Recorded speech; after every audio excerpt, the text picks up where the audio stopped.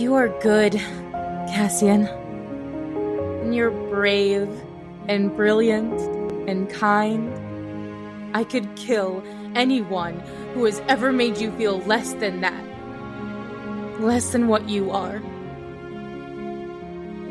Your friends know it, and I have carried it around with me all this time,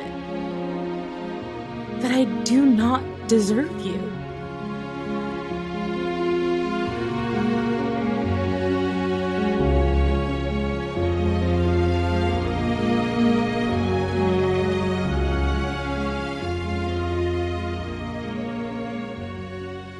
Welcome to Twin Flames Between Worlds podcast. My name is Tabitha. And I'm Liesl. Hi, and welcome to episode 13 of A Court of Silver Flames by Sarah J. Maas. Woo. Welcome back. I am so hyped. I know this is a fun section. This is my favorite part of this entire book. Favorite, for obvious reasons.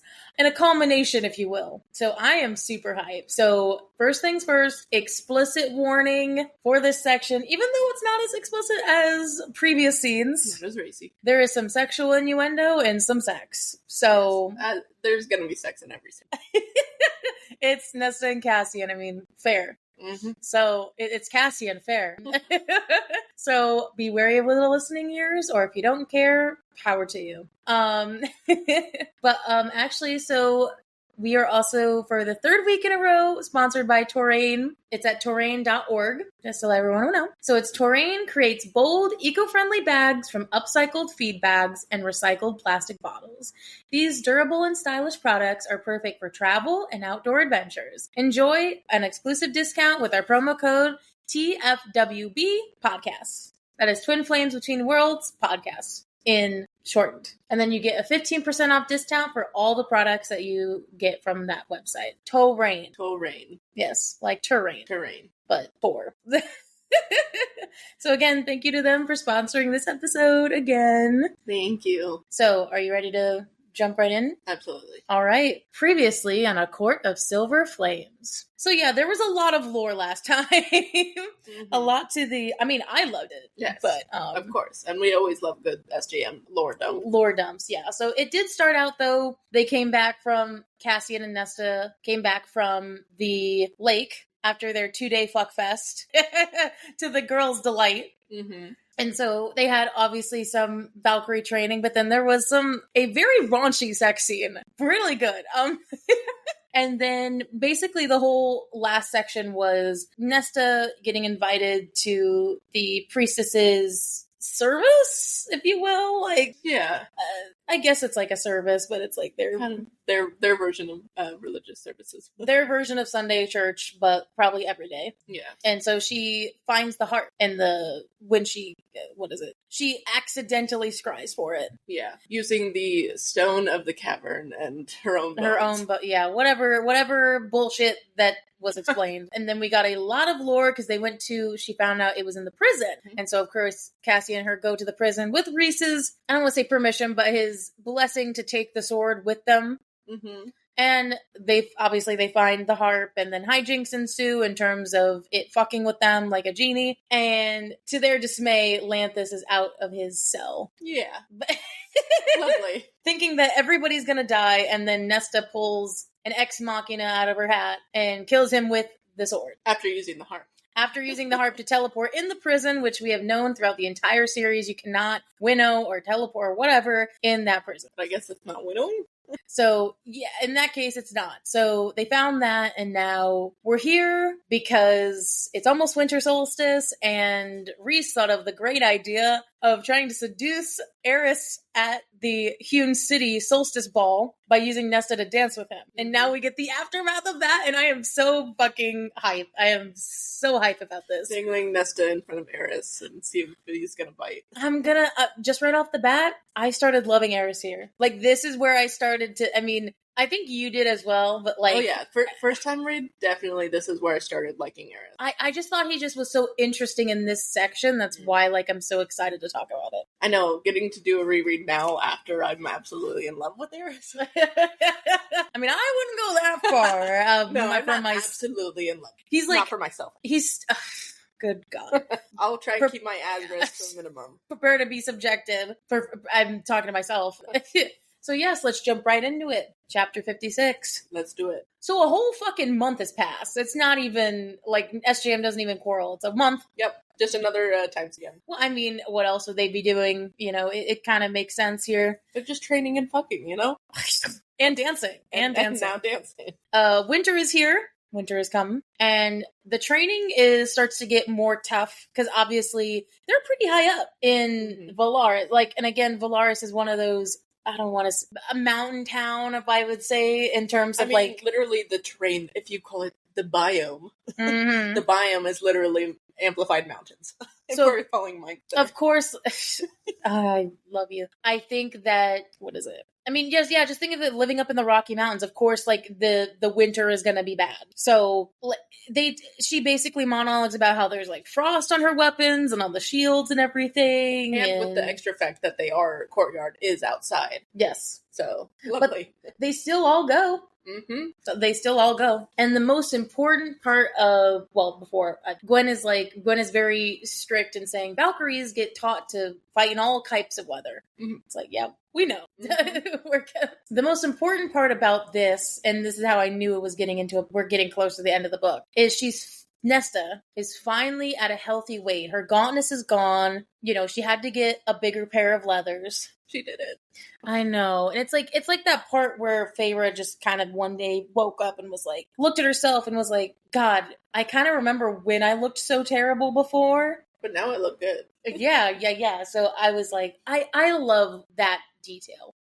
Again, SJM doing another good job of us kind of forgetting that happened. I won't ever forget that she was gaunt and stuff, but it's the fact that like we didn't even notice over time. Yeah. And then all of a sudden it's like, okay, we're good now. Well, good is relative. Better. She's better now. And of course, Lisa already predicted, not only that, but the exhaustion she felt of going to Cassian's bed every night. Again, girl, even not even the sex scene, even the monologuing of the last 4 months, or sorry, 4 months, Jesus, the last month was so descriptive that I was like, I'm just starting my notes. I can't be writing this many notes. Basically, sum it up. Basically, what she says is that he likes to eat her out a lot. Fine. I think that's something just Illyrians like. They like feasting on their women. Oh God, where is this man? Where is this man? You'll find him. That is not men don't do that. Not a lot. If you're out there listening. Anyway, it's the fact that she gets like so descriptive and saying, okay, she like spread eagle on the headboard and then like was sitting on him. And I was like, hell yeah. Like I put my hand up in the air, like I was going to like high five her, but then no one was there. And yeah, so I just ended up like high fiving myself. I was like, this is great. And then the extra detail of her being like, oh, sometimes when he comes, I eat it, and sometimes it was the fact that she said splashes on my back, and I or like my chest, and I'm just like, I'm sorry guys, but the thing is, I just think of every porno scene I've ever seen, and I'm like, yeah, that's real, right? I mean, yes. Yes. I'm not much better. My brain comes up with details that I don't need to be thinking about. But the thing is, SJM did it herself. She did this. Know. She encouraged all of us dirty-minded book talk. I was like, you fuck her. But specifically the main thing she gets out of this is that she personally will not tire of him. Which, girl, I'm just gonna say this right now, a fucking fear of mine. Of one day, because basically what she's saying is that, does he tire of me? Is one day he just gonna, leave? And because I'm not giving him any emotional value, as like, is he just gonna leave and get bored of me? I mean, the emotional stuff, that would never happen. The idea of somebody get bored of me and just leaving all of a sudden is a constant fucking fear. Yeah. Especially like right now with Cassian and Nesta's relationship seems, loosely relationship in their terms. So it's like just the sex. So it's like, will he ever get tired of the sex is what she's thinking. A lot of what she's thinking right now. It's like, oh. Considering how you've described how ravenously he feasts on you, I don't think that he's going to get tired of it. It's not a phase, bro. It's not a phase. I think he wants to fuck you forever. I'm fine with that. I'm personally fine with that. Create 4 more books. I don't care. But anyway, moving on. So Morgan is back. She's back for Christmas, solstice from Valahan, and she's giving her personal lessons to learn the dances of the hewn city to dance with Eris. Now, it's kind of cool because this is like really it's an interesting interaction. Because they've never really interacted, and like she's the last inner circle member that I feel like she hasn't really had much time with. I mean, the last interaction that really sticks in my brain was literally in the war camp when she was like glaring at Nesta and where she told her that she deserved to be in the hewn city, like that because she would fit in. Well, fuck, we're going there actually. I do like how the Veritas orb makes a comeback. Like, Reese gives that to them so that Moore can show her the memories of her dancing. And there was a specific description that really caught my eye when reading this again, where, like, Nesta sees Moore's emotions, and it looks, like, blue in the orb. Like, it looks sad as she's dancing. She's never had happy dance. Or, yeah, like she felt terrible in there. Or, honestly, I'm sure she's only ever, like, gotten to dance with males in a public setting. So, she wants to dance with females in a public setting. Yeah, I mean, and I'm gonna guess in this world, dancing with a woman that's kind of taboo. Even though, to be fair, when I ever did dancing classes, we only had, because the thing is, we never had enough guys. So we'd always have to dance with a woman. But I've never learned the waltz before, which I really want to learn, by the way. This scene makes me I always wanted to learn the waltz. I have only ever danced with a guy once. And I don't know how to dance at all, but he taught me a little bit of swing dance in his garage. Ooh. And I immediately tripped over him. Well, that's okay. It wasn't like the good movie awkward trip where it's like captives and just stare at each other. No, I just tripped. And oops. No gracefulness at all. Sorry. Sorry, bud. So she really loves the music. That's like something in these descriptions of the Nesta. She loves the music of the hewn city. Obviously, it's not a great place, but I mean, at least she fucking digs the music, I guess, you know? I mean, and remember, they are high fae. And high fae do have good music, even if they're assholes in their personality. But it's also kind of, I feel like it's something similar to me, where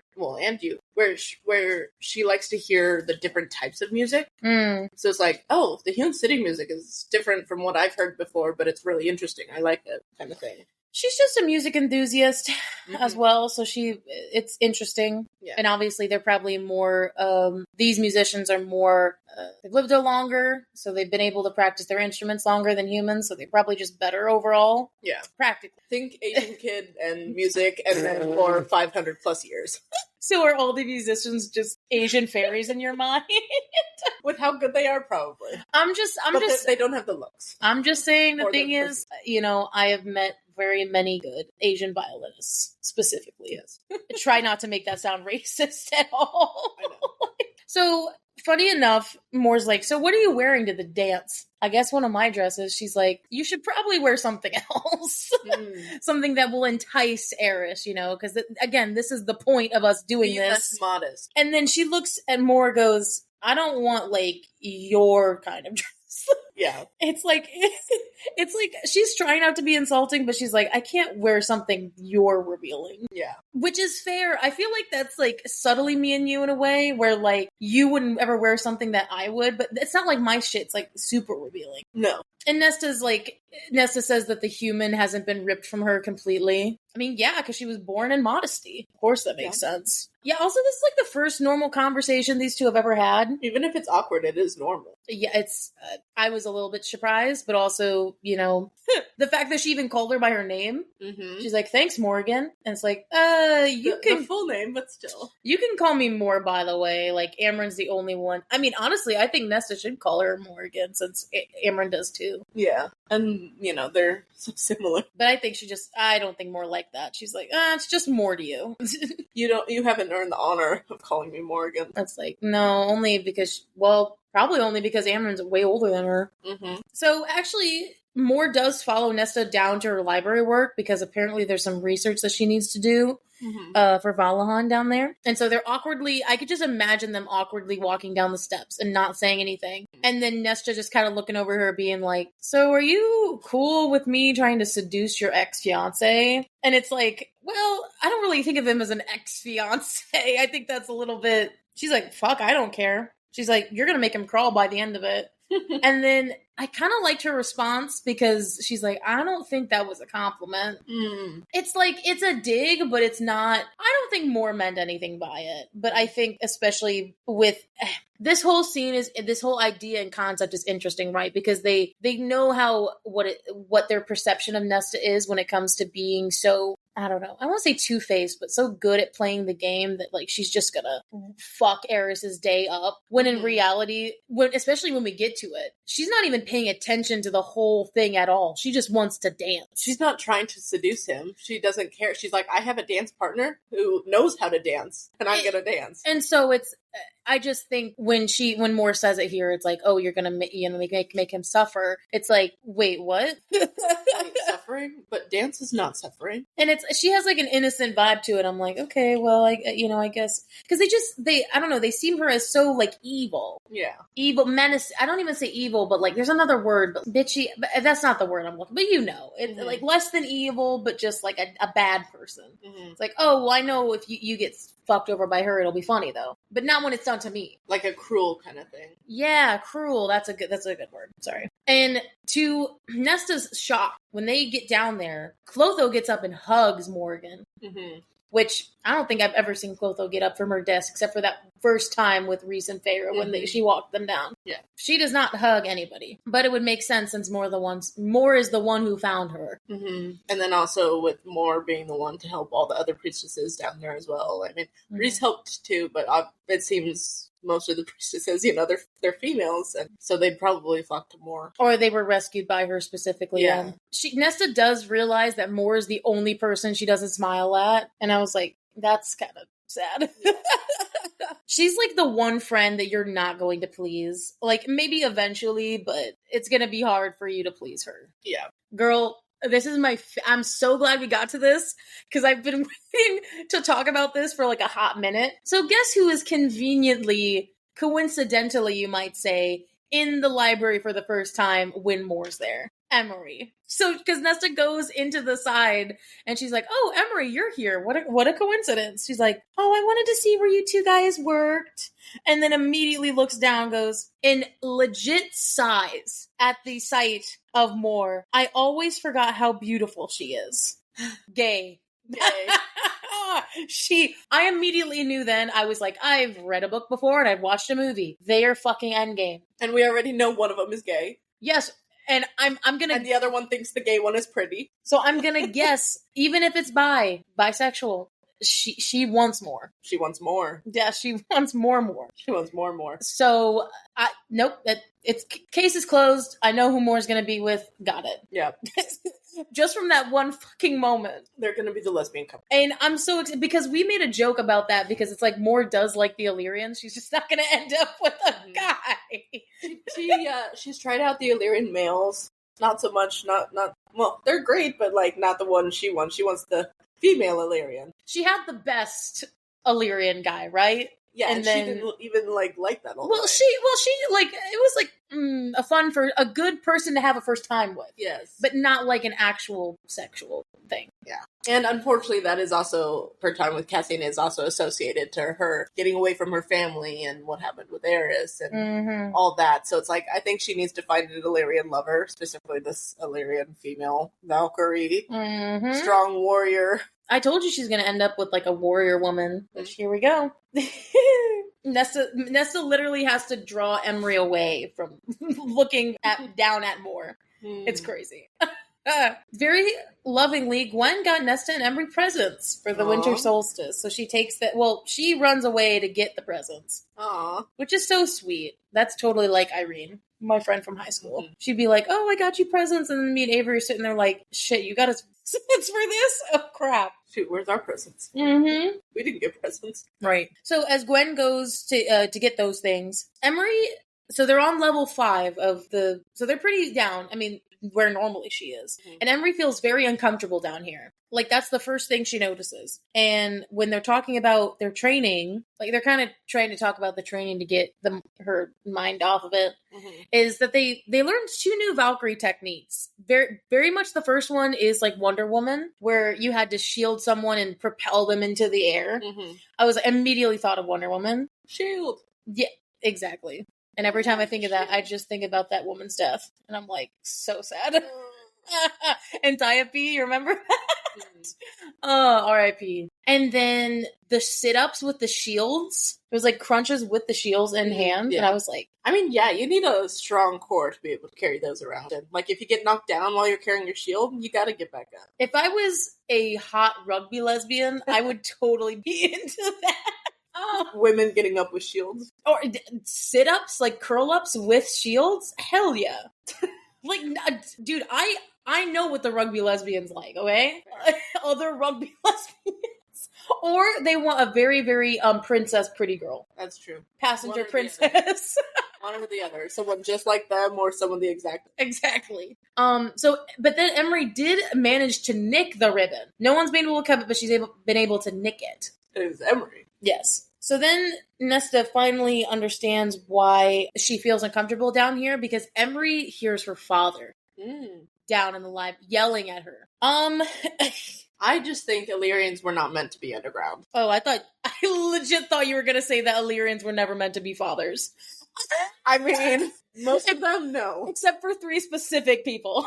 I legit thought you were going to say that they were not meant to be fathers. First of all, sorry. I know I kind of skipped backwards over the father thing, but I don't think Illyrians are meant to be underground. And I can go into that at, like, a later point. But, okay. Like, that's something that I've been thinking about. Interesting. Especially just because, I mean, Cassian obviously is terrified of the library-like depths. Part of that was Bryaxis, but I'm wondering if maybe part of that was also whatever is still lingering in the darkness that Emery's hearing. Well, there's something later that to talk about when she goes to the heart of the house that is kind of an explanation for some of those things. But I will say it's interesting how whatever it is that is happening to Emery doesn't really happen to Nesta. Like, she felt an uneasiness with the darkness, but never like she was hearing somebody dead or hearing somebody like out of pocket. It's almost like she's reliving the memory, but which is why I wonder if some of the other priestesses feel that way too, because Gwen's never really said anything about it. So I wonder if it's like everyone but her. Or part of me wonders if it's like, if you're already reliving the memory constantly, then like it doesn't affect you that much. Versus if you don't really relive it, it's like, hey, by the way, here's this bad thing. I'm going to bring it up for you. Well, and we'll talk about it later with the house like thing, but so I mean, this also just all but confirms that her father not only like clipped her, but was fucking abusive, not only verbally but physically, because she talks about breaking furniture. I'm like, the fuck, bro. I mean, the thing is, she didn't even have to say anything. She's like, oh, I just hear him yelling and furniture breaking. I was like, shit, that's all I need to know. You don't even need to elaborate on that. So she's like, let's go upstairs. Let's go up a level. Let's go higher. Come out of the dark. So Gwen does find them pretty easily up there again. But what a amazing gift to get them. It was a gift for all of them, basically. Meryl, in the little bit of a heart I guess she has, wrote them into the book. About the Valkyries. Like, they put them in the rebirth section. So it's like the last chapter of the Valkyries. And it said something specifically like, when the sun beat hot on their brows or freezing rain turned their bones to ice, Nesta, Emery, and Gwyneth arrived at practice each morning ready to blank. And especially when Gwen says, our stories are worth telling. It was not only like a good way of that conversation that she had with Nesta before, but also confirming that they are indeed changing things, and that, I don't know, that like, it's beautiful. Because it's like something that maybe somebody else wouldn't find as like an amazing gift. But to them, this is like the coolest gift in the world. They're being in the book written about the Valkyrie history. I mean, that's cool. I'd love to be featured in a book. Oh, yeah. I mean, that'd be cool as fuck. A little tangent here, but like, you know how in like, I don't know if your school did this, math classes, your teacher would take students' names and put them into the problems? Yes. Yeah, the first time like that ever happened to me was 11th grade, advanced algebra, something like that. And like I was in the problem like I was in the problem on the test, and I just sat there grinning at my test for like 5 minutes. I'm just laughing that you're equaling that to being put in like the Valkyrie. Okay, first of all, that's like the only thing that I equate to that. Because, like, I feel like that would be, if that kind of thing made me happy, then seeing my name in a book, I'd be like, the fuck? Like, the book Liesl and Poe. I'm like, that has my name. Yeah, no, I'm not judging. It's more just like, I'm laughing that was your... Well, what's your equivalent? I don't have one. It'd be cool if I was like put in somebody's book. Yeah. That'd be cool as hell. And then on top of that, I guess with the fact that it's a Valkyrie book, it's like, you guys have been practicing this so much. And now you're in a book about that thing we're practicing. I think it's more here's why, like, maybe that doesn't, equalize in my head, is because this is like, it's almost, you did something so important in history that you're getting put in like a history textbook, because it's like somebody, I don't know, when they write that's not good. I was going to say the presidents, and I was like, ugh. Or when it's a woman in history making like did the first women's march, or like you're getting your name in the textbook of history. I was just laughing because that's a funny example, because I like that too, but also like the difference is it's almost it's like the idea that, the Hamilton thing, you have a legacy, the start of a legacy. I think that's the cool thing about it too. So then later that night, she goes back to the house, gets back up to the house, and Cassian's not there. Oh, sad. He's going up. He has to like break up some shit in the Illyrian war camps because of the blood right coming up, and there's just like new grudges going on, and he has to like beat some meatheads together. And I'm just thinking, okay, babe, but I'm sad you're not here. No sex. Well, dude, if you've been like seeing somebody every fucking day and then having sex with them at night, one day I feel like would be the equivalent of like a year.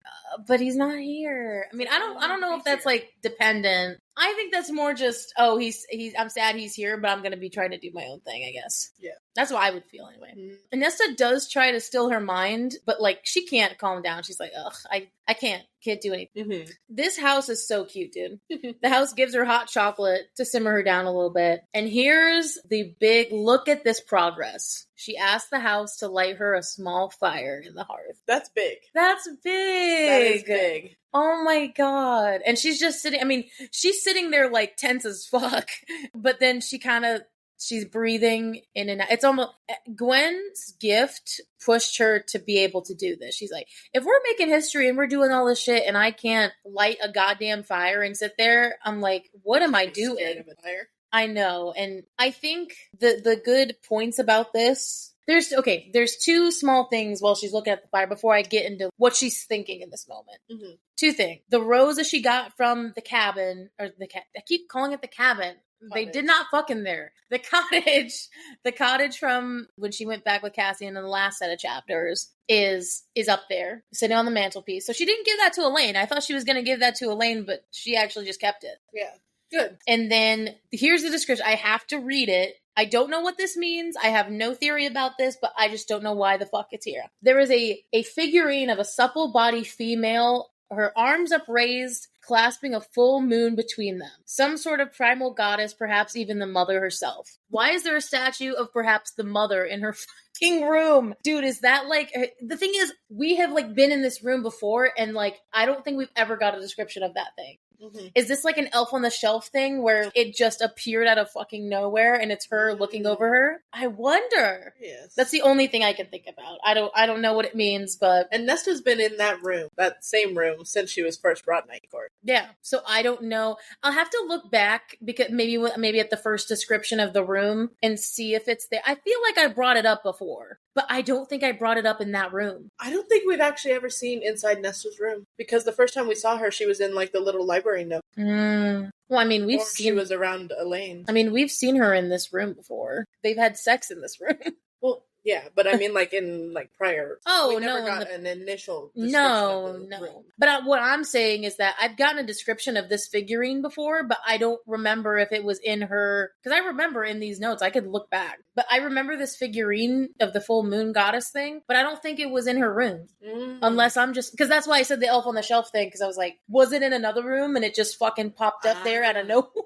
Or maybe the house brought it in. I don't know. They're just like, you're making progress. Here, have this. I'll have to look. I'll let the Discord people know when I find the answer. But anyway, so those are the 2 descriptions of the mantelpiece. But like the real important stuff that she's thinking about is the progress of her being able to endure the fire. But like it's her monologuing to herself about it. It was specifically the Emery thing too. Would she live the rest of her life like Emery, always glancing over her shoulders and looking in the shadows for the past to haunt her? She's like, I mean, she deserved more, Emery deserved more, and a chance to live without fear or dread. So she's like breathing to herself, and she's breathing, like counting her breaths, and she's like, this is a fire. This is why it triggers you. You think of your father and the snapping neck and everything, but it was horrible that it happened and that you're uncomfortable, but it's just a fire. It's like she's monologuing to herself, but the fact that she's even think about it from the beginning of the book. She wasn't able to vocalize at all about her father, even in her mind. So the fact that she's able to do it and just say, hey, this is why it makes you uncomfortable and this is that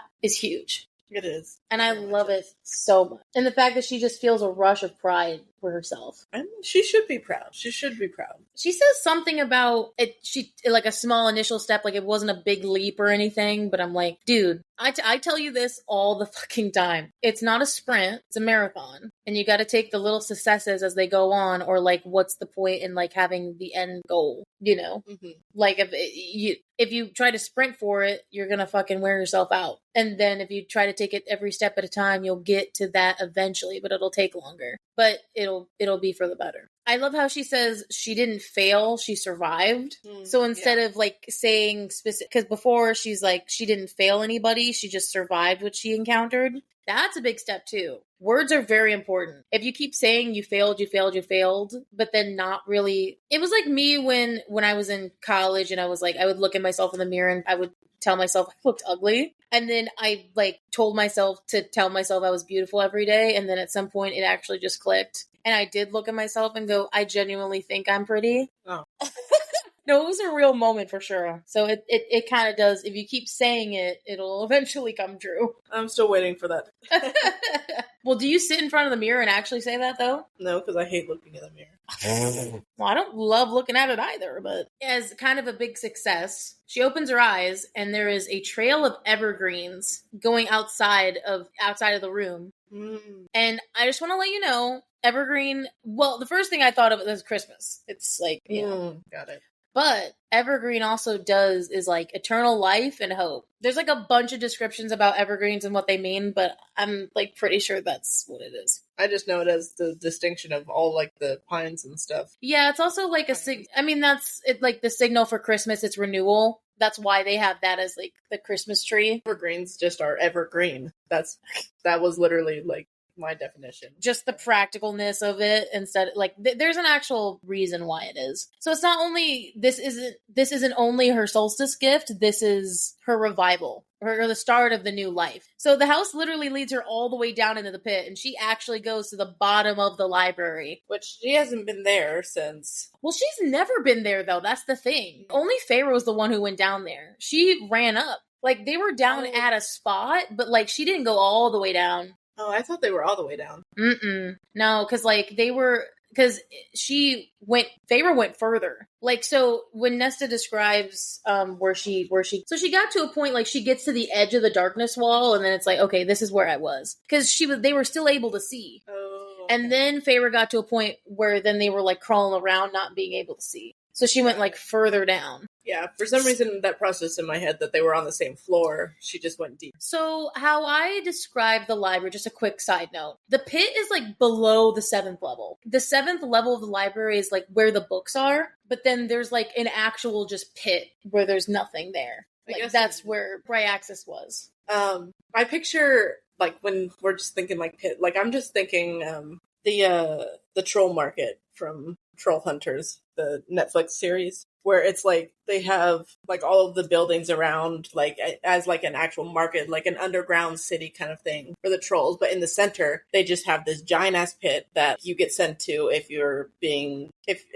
get the death penalty or something, like you're just sent down into the pit and you have to face your deepest darkest fears. Yeah, I have no idea what you're talking about. I figured when I saw some hesitance on your face or some questioning and I'm like, oh, she doesn't know. So I'm going to explain this. Well, I was like, I've never seen Trolls though, so I wouldn't even see the Netflix show. So, well, not just Trolls, but Troll, two different things. But it's you haven't seen either. No, I haven't seen either. So light begins to flicker in the darkness, and so she finally gets to it. It's like she describes it as Fey light. It almost reminded me of Brave. It reminded me of the Will o' the Wisp a little bit, leading her to. But then, like, there's just a lantern in the middle of the fucking pit that's just there. And random. I love how, though, what she describes, because like she spirals down to the bottom of the pit where the small lantern is glowing, illuminating the rows of books veiled in permanent shadow. So there's books down there that even like the other priestesses probably don't get to, and I wonder what those books are. Restricted section. I literally was gonna say that. There's a lantern, shadowy books. So this is the heart of the world, of existence, of self, the heart of the house. It's interesting that she says it's the heart of the world. That's crazy. That makes me think of my theory from season 3, where I said the mother is down there. If she is the world, that would make sense. Because I think, okay, this is like going to theory land, so I don't want to like spend so much time here, but what Nesta is theorizing is that this is the house. This is the house's heart, the person she's been talking to this whole, talking to, in quotes. Like, this is the house's heart.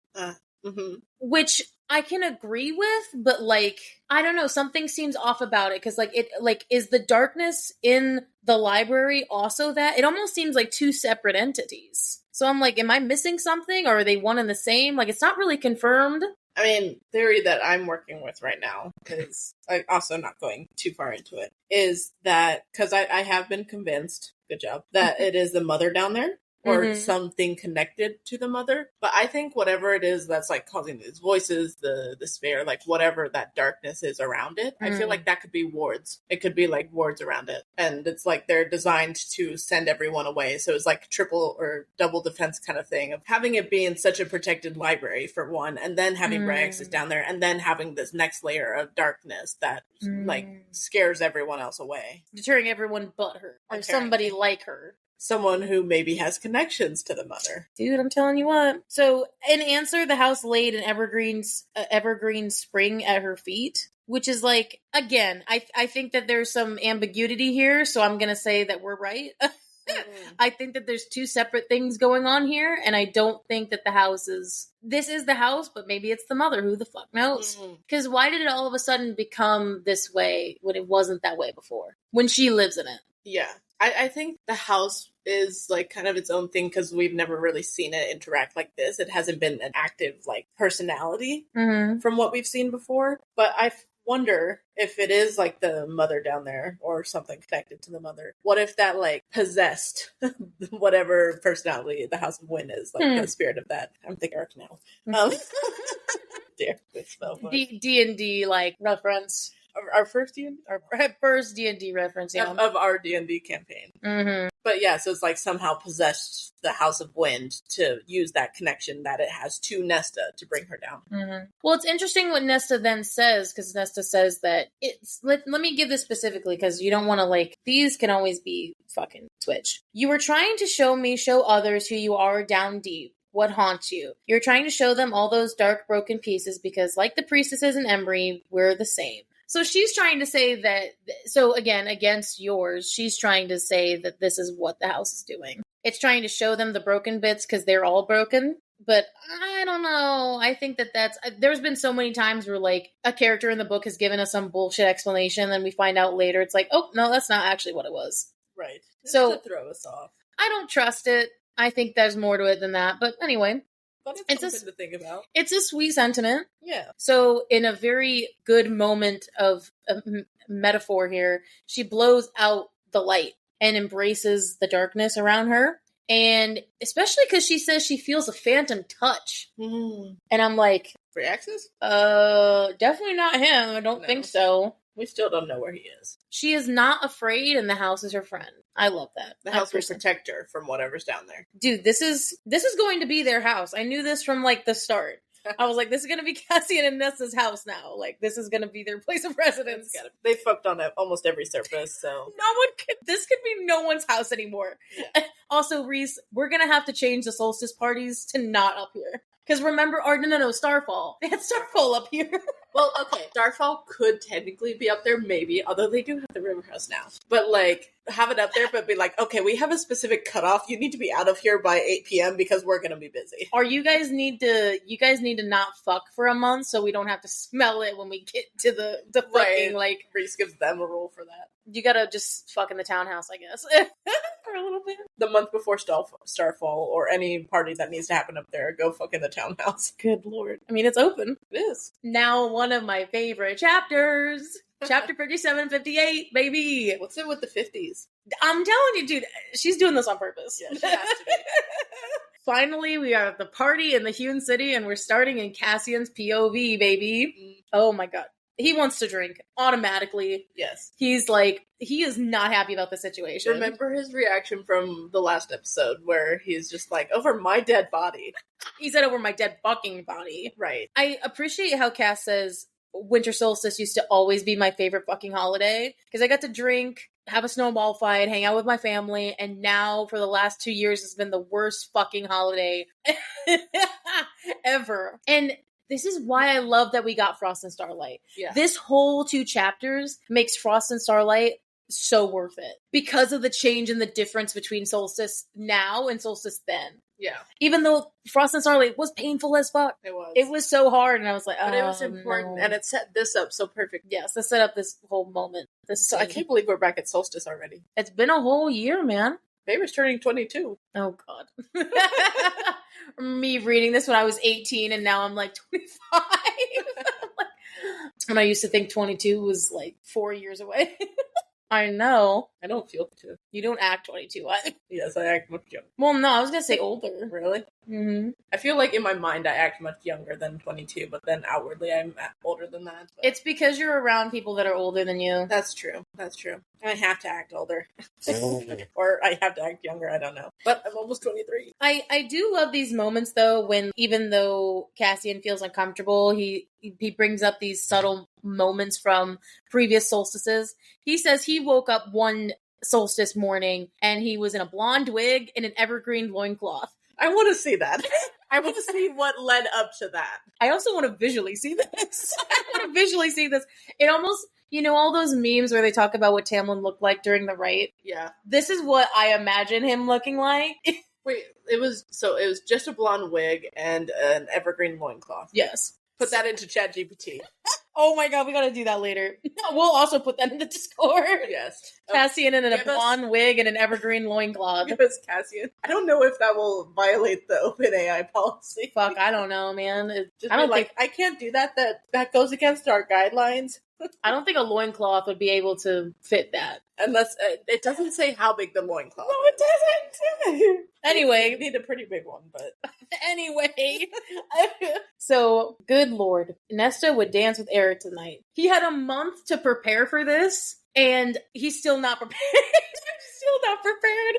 No. But the fact that he is also thinking she has not asked me to be in bed with her or like stay in her bed. And I'm like, he's also thinking that as she was thinking that. And I was just like, both of you just say something. I know they're thinking the same thing, but I mean, I get it. Well, I kind of get it what like Cassian's thinking, because that's like, for me, with my hatred of Elaine, that's like watching Azriel dance with Elaine.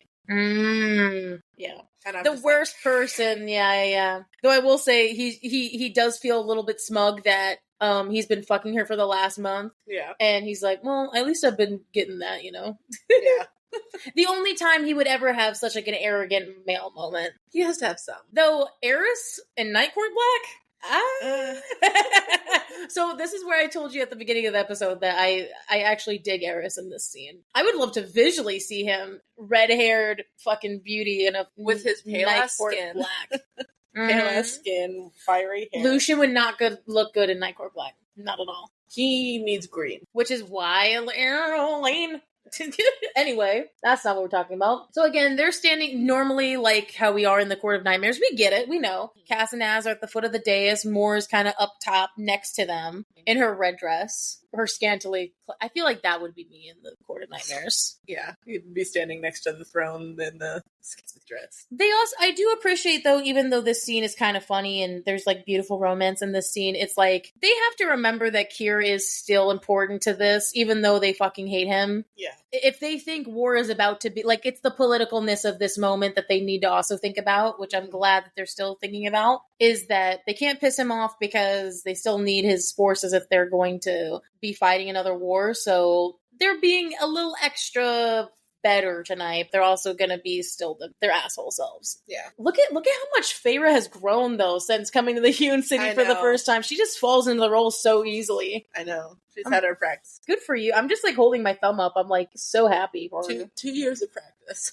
Mm-hmm. So they also, kind of quick side note, they haven't really heard about Briellen and the crown at all, but of course, we know it's not over. It's more of, like, this is, like, a peacetime before the final battle sort of situation. Now, here's the big reveal. Rhys and Feyre walking in entrance-wise. Everyone now knows, and well, especially them going there. Because again, people still don't know about Velaris. Not everybody does. And so them going to the Hewn City with her not being glamored and obviously her very obvious pregnant belly. Baby bump. Everyone knows now. Which that means everyone else is going to know very soon. I.e. Tamlin. Now, no one's really giving a fuck about him at this point, because, like, I mean, what is he gonna do? He's gotta come back at some point. I'm just saying, I don't think this is gonna cause him to, like, mad. I think it'll make him more depressed. Yeah, no, he's just gonna get more beast-like. But anyway, that's the important part of this moment. Though I do appreciate how she is wearing her Hewn City dress, like the one she normally wears, like the one that are just two strips? Yeah. And so just, like, it's nothing. It's legit nothing. Yeah. I mean, she's showing off that baby bump proudly. You know what? Power to you. I don't know if I would feel necessarily, but also that's kind of the thing here. Remember how Nesta was saying that the human hasn't been ripped from her? Honestly, I'm not saying it's been ripped from her, but Feyre's becoming more and more Fey. Yeah. In that sense. It's a very Fey thing to do, to show the pregnant belly and, whatever. I'm proud of her. I don't think it's weird. I think it's, if anything, she's just becoming into her own a little bit. Mm-hmm. Also, not gonna lie, Rhys looking violent as fuck at everyone. Very. Just anyone even comes near her and they are misted. Immediately. Don't test the High Lord right now. He is in daddy mode. God. But also the male smugness, pride. Good God. I know, now that they're not, like, glamoring the belly or that there is a belly here. It's like, look what I did. Well, that's a real, though. Like, I don't know if you've seen many pregnant couples, but there is a level of, this is the good ones. Yeah. This non-toxic about that. Yeah, it's like hey, this is my baby. Well, our baby. Let's say our baby. We made this together. Look at it. Uh-huh. So I will say that Cassian does say Feyre looks like a goddess of old. Mm. Well, to be fair, there's like fertility goddesses that it would look like. Yeah. It's a compliment. Ooh. Before we get to her, of course, we have to talk about whatever. So the sisters coming in behind them. Mm-hmm. Let me just say, this is the first time the whole family is here. Yep. Elaine didn't come the last time. Nope. And this is her first time down here. I'm actually even surprised she's here. She does not fit in there at all. Sticks out like a sore thumb. Even Cassian kind of rips her apart here a little bit. Yeah. He said that her in black was ridiculous. That is not a compliment at all. Like, he says that, he always thought Elaine was, all right. That's like saying Galinda in black. Ooh, yeah. That's pretty much what it is. Yeah, I agree. That's a good pull. That was a good one. Yeah, that is kind of real, though. There's some people who just can't pull off black. Yeah, which sucks, because look like a whole black outfit, that's fire.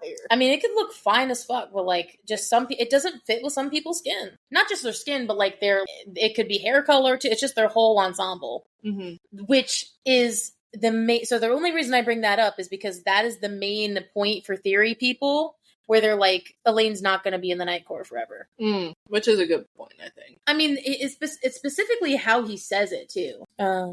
Elaine had squared and declared she was a part of this court and would do whatever was needed. He'd never once in the 2 years he'd known her found Elaine to be plain. No matter how she claimed to be part of this court, it sucked the life from her. Mm-hmm. It was that line. The fact that this court sucks the life. Yeah. It's like interesting that he's saying that. Right. She's not going to be in that court forever. And whether that's spring or whether that's going to be someplace else, I don't know. Day, perhaps. But Nesta in Night Court Black almost brings Cassian to his knees. Okay. She's meant to stay there with him. Liesl knows this. The idea of an entrance, because she's in a big waltz gown, too. This is like skirts galore, corseted bodice, super small waist, and huge Cinderella-esque dress. This is my fucking dream. Coming down, and again, this isn't a spiral staircase, so it's not perfect. But the idea of her coming down epically, and how he describes her, right? She's in a spiked crown with a sapphire in the middle, and they're like pointed spikes, of course, different. And of course, Nesta's the one wearing a crown. Though I will say, in lore, in most fantasies, that means that that's the princess. Or like the next in line. I mean, I'm not saying that that's how it is here, but But that kind of is in a way of like, she's the High Lady's sister. Because Moore is only Rhys's distant cousin, if we're thinking about this because Rhys and Feyre are on equal terms, she is the closest blood heir. If Rhys and Feyre are on the same footing. Right. As like queen and king. So she is the next in line technically. So the fact that she's, again, that's only not in power. Well, actually, probably in power too. But like in the sense of who would rule. Yeah. It kind of made sense why she had a crown on. Just, Tabby dropping some Regency history facts. You love my Regency. Yes. Regency is wonderful. He is fucking tight as fuck at the fact. The super skin tight, but also the V-neck was all the way down to like her navel. He's like... That's not just a V-neck, that's a V-front. And she said nothing too revealing. Yeah. But, I mean, a V-neck isn't she's not revealing her legs. Maybe she's, like, hesitant about revealing her legs. But the tits are fine, I guess. Yeah. Dude, that's, like, the opposite of in Asian culture, specifically in Korean culture. Because remember, they don't like tits, but if you have a short skirt, it's fine. Yeah. Leg is fine. Yeah. Waist, fine. Tits, nah. It's the opposite. It is. Yeah. It's so crazy. Would not fit well in Korea. They would think I'm a whore immediately. Just look at what I'm wearing right now. Well, your dress isn't that short. No, for the audience, I'm wearing like a tank top dress. Spaghetti strap top dress. But it's long, so whatever. And it's not really a V-neck. It's just low cut. No, it's just low cut, but yes, unfortunately. I do like how he describes how she's commanding the room. Like, she's observing and she's looking and she knows that she's powerful here. She seemed to glow with attention and owned it. Also, the fact that he looks at her neck, he's like, her accentuated long neck, it's just like, I want to bite the fuck out of it. Oh, this was funny as fuck. First of all, Nesta doesn't even look at him when they... I think it's just as hard for her as it is for him not to look at each other. Because again, they're playing a role here. Like, we can't... Even though Eris knows that... At this point, yes. He knows. Although maybe he doesn't know necessarily that they're fucking, but... I think he did because when they met up in the spring court, he could smell it. She wasn't glamored then. But it was so funny as fuck. They had to glamour her because his scent was so strong and he was I imagine him like kind of like... Oh yeah. Being like, oh yeah. Smug about it because like, she smells like me. I just imagine him like high-fiving Azrael or something or like fist bumping him and saying, yep. Or like the behind the back kind of. So, of course, Akir and Eris immediately start ass kissing when they sit down. Of course, congratulations. And then Eris immediately off the bat, not I would say making a threat, but he's like, my father will be very blessed to hear this news. And I'm like, yeah, I bet he is. No, he's going to hate this, actually. Yeah, he's going to want to kill the babe. I do appreciate how he said, how Cassian reiterates, Rhys did not hide the death in his tone when he said, I bet he will. Rhys is having none of it. It's like, nope, I know if your father even tries. His mask has always been cold, but now with his pregnant mate next to him, fuck that. This isn't even a mask anymore. This is literally just how he's acting right now. Yeah. Oh, but Cassian brushed his hair for this. He actually combed his hair? I was so sweet. Dude, I'm gonna tear up so much. Do you remember the very first meeting that Feyre had with Inner Circle where Moore made a comment of, you didn't even take the time to comb your hair? And he's like, no, why would I do that? Why would I sit in front of a mirror for an hour? But now he combed his hair. He did it for Nesta. Because he knew that she would look fucking boss. And he needed to look just as good. Or try and, in his mind, I need to try and look good next to her. I mean, he's in his armor. That's hot. Like, again, it's not a tux, but, I mean, it's nice. Skin-tight armor? I'm a muscled guy. Don't even. I'm going to. He does want to kill Eris immediately. Yeah. Especially as soon as Nesta no, don't even fucking look at her. Like, it is so mine. hard. That's like gotta go through his mind. He's just like, mine. I do appreciate still how Farrah's kind of taking the reins on this when in these conversations. She's just like, you can eat now, rise, dance, whatever. And it's like, she is kind of taking the lead on that. Also, part of that is yes, it's great, but also part of that is because Reese is too busy death glaring everyone. Yeah, that's true. Well, someone's gotta do it. So they're all just gonna stay bowed while he glares at everyone, and she's like, go ahead, go eat. Was anyone else mad, though, that Reese got Eris a gift? I was right off the bat, yes. I was like, the fuck are you doing, bro? I was like, even though I'm starting to dig Eris in the scene, you're gonna not only give him a gift, but you're gonna gift him the made dagger that Nesta made? Yeah, I think... The fuck? Giving the gift didn't make me mad. I think I was definitely surprised of like, wait, you're giving only the 3 made weapons. You're giving one of them to Eris when you think you've got him, but then you still don't know what he could be telling Baron right now. Like, you don't know exactly. I was mad because I wanted the 3 things to go to the 3 sisters. I wanted the Valkyrie sisters. I wanted them each to have one. For a minute, I'm like, I thought you meant the original sisters. And so I'm like, please don't give Elaine a dagger. No. I was literally going to throw you under the bus. I was like, oh, she already has asses. No, she gave that back because she knew she was not worthy of it. Just to piss you off.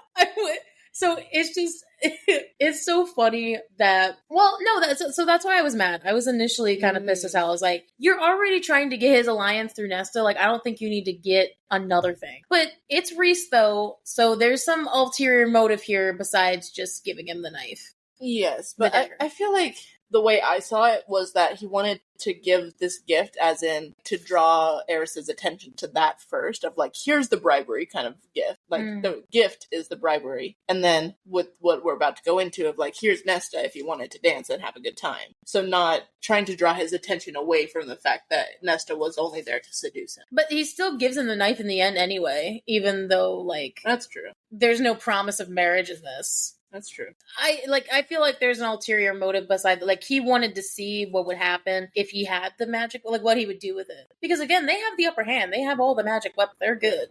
I will say, though, it's, Farrah says that because he's allies with them and that they're fighting outside the rules of magic, it would be useful for him to have it, which is true. But I will say, Eris, don't be dumb and ask fucking questions, because he's like, okay, so you had a made weapon this whole time and didn't use it in the war. So he's, like, figuring out that they just got this, or someone made it or whatever.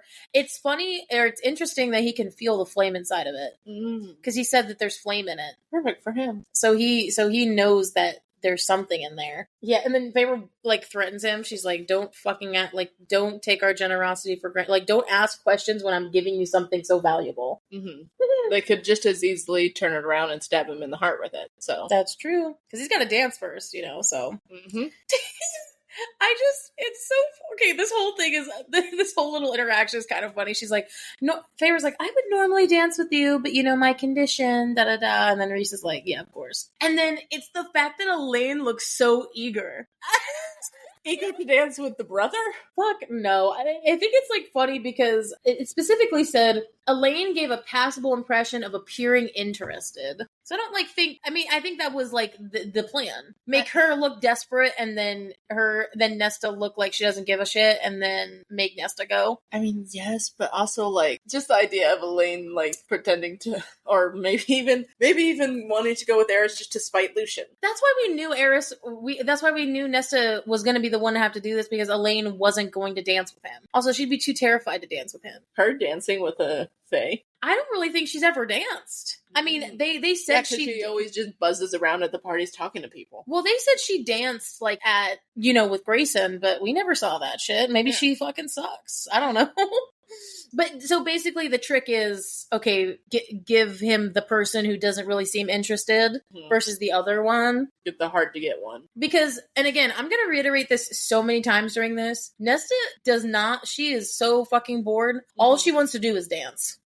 And it's how Cassian says it in his mind of music meant more to her than power. And I was like, I love that quote. That's how you truly know that she's actually a good person. Whether or not she can be bitchy or rude or da-da-da. Like, deep down, she does the right thing. because she's not looking for power. She's not looking for, like, she just follows her own path. She would choose music and dance over fighting any day. Yeah. And that's what's so beautiful to him. So it's like, well, so my older sister will take my place. Nesta doesn't even really glance at Eris. And then, like, he offers his arm, they walk on, but they don't talk. This is literally just, okay, we're just gonna do this. It's kind of expected now. The High Lady has offered a dance. You have to take it. Ooh, I'm gonna say this is kind of hot, I'm not gonna lie. He grabs her waist, and she is, okay, cardinal rule of dancing, especially these type of dancing, if you're staring at somebody in the eyes, you're immediately seducing. Like, because imagine somebody not looking at you while you're waltzing. It's like, okay, well, what? It's the intent of dancing while looking at somebody that makes it so intimate. Because remember how they'll say, like, if you stare at somebody for 3 minutes, you'll end up falling in love, that bullshit or whatever. You'll fall in love with them. Sure. It's a thing. It's like a weird bullshit thing. Yeah, or if you look at somebody for so long in the eyes that you'll, like, fall in love with them. It's, honestly, I'm not gonna say that that's true. But I will say, two hot people and they both dance really well and you're staring at each other, you're immediately going to be attractive to the other person. There are going to be sparks there. Yeah, it's just a thing. It's like acting and dancing. Sometimes people can't separate the emotions from, like, passion of the dance. Dancing is very much like acting, so that's why it's easy for me to materialize this. And that's why Eris can't separate them, versus she can easily separate these from music and, like, the passion of the person. So anyway, I love how it's the harp that comes out first. I'm like, tying everything together. Dude, Nesta is a dancing queen. I know you're about to, like, do the song. I know you're about to sing.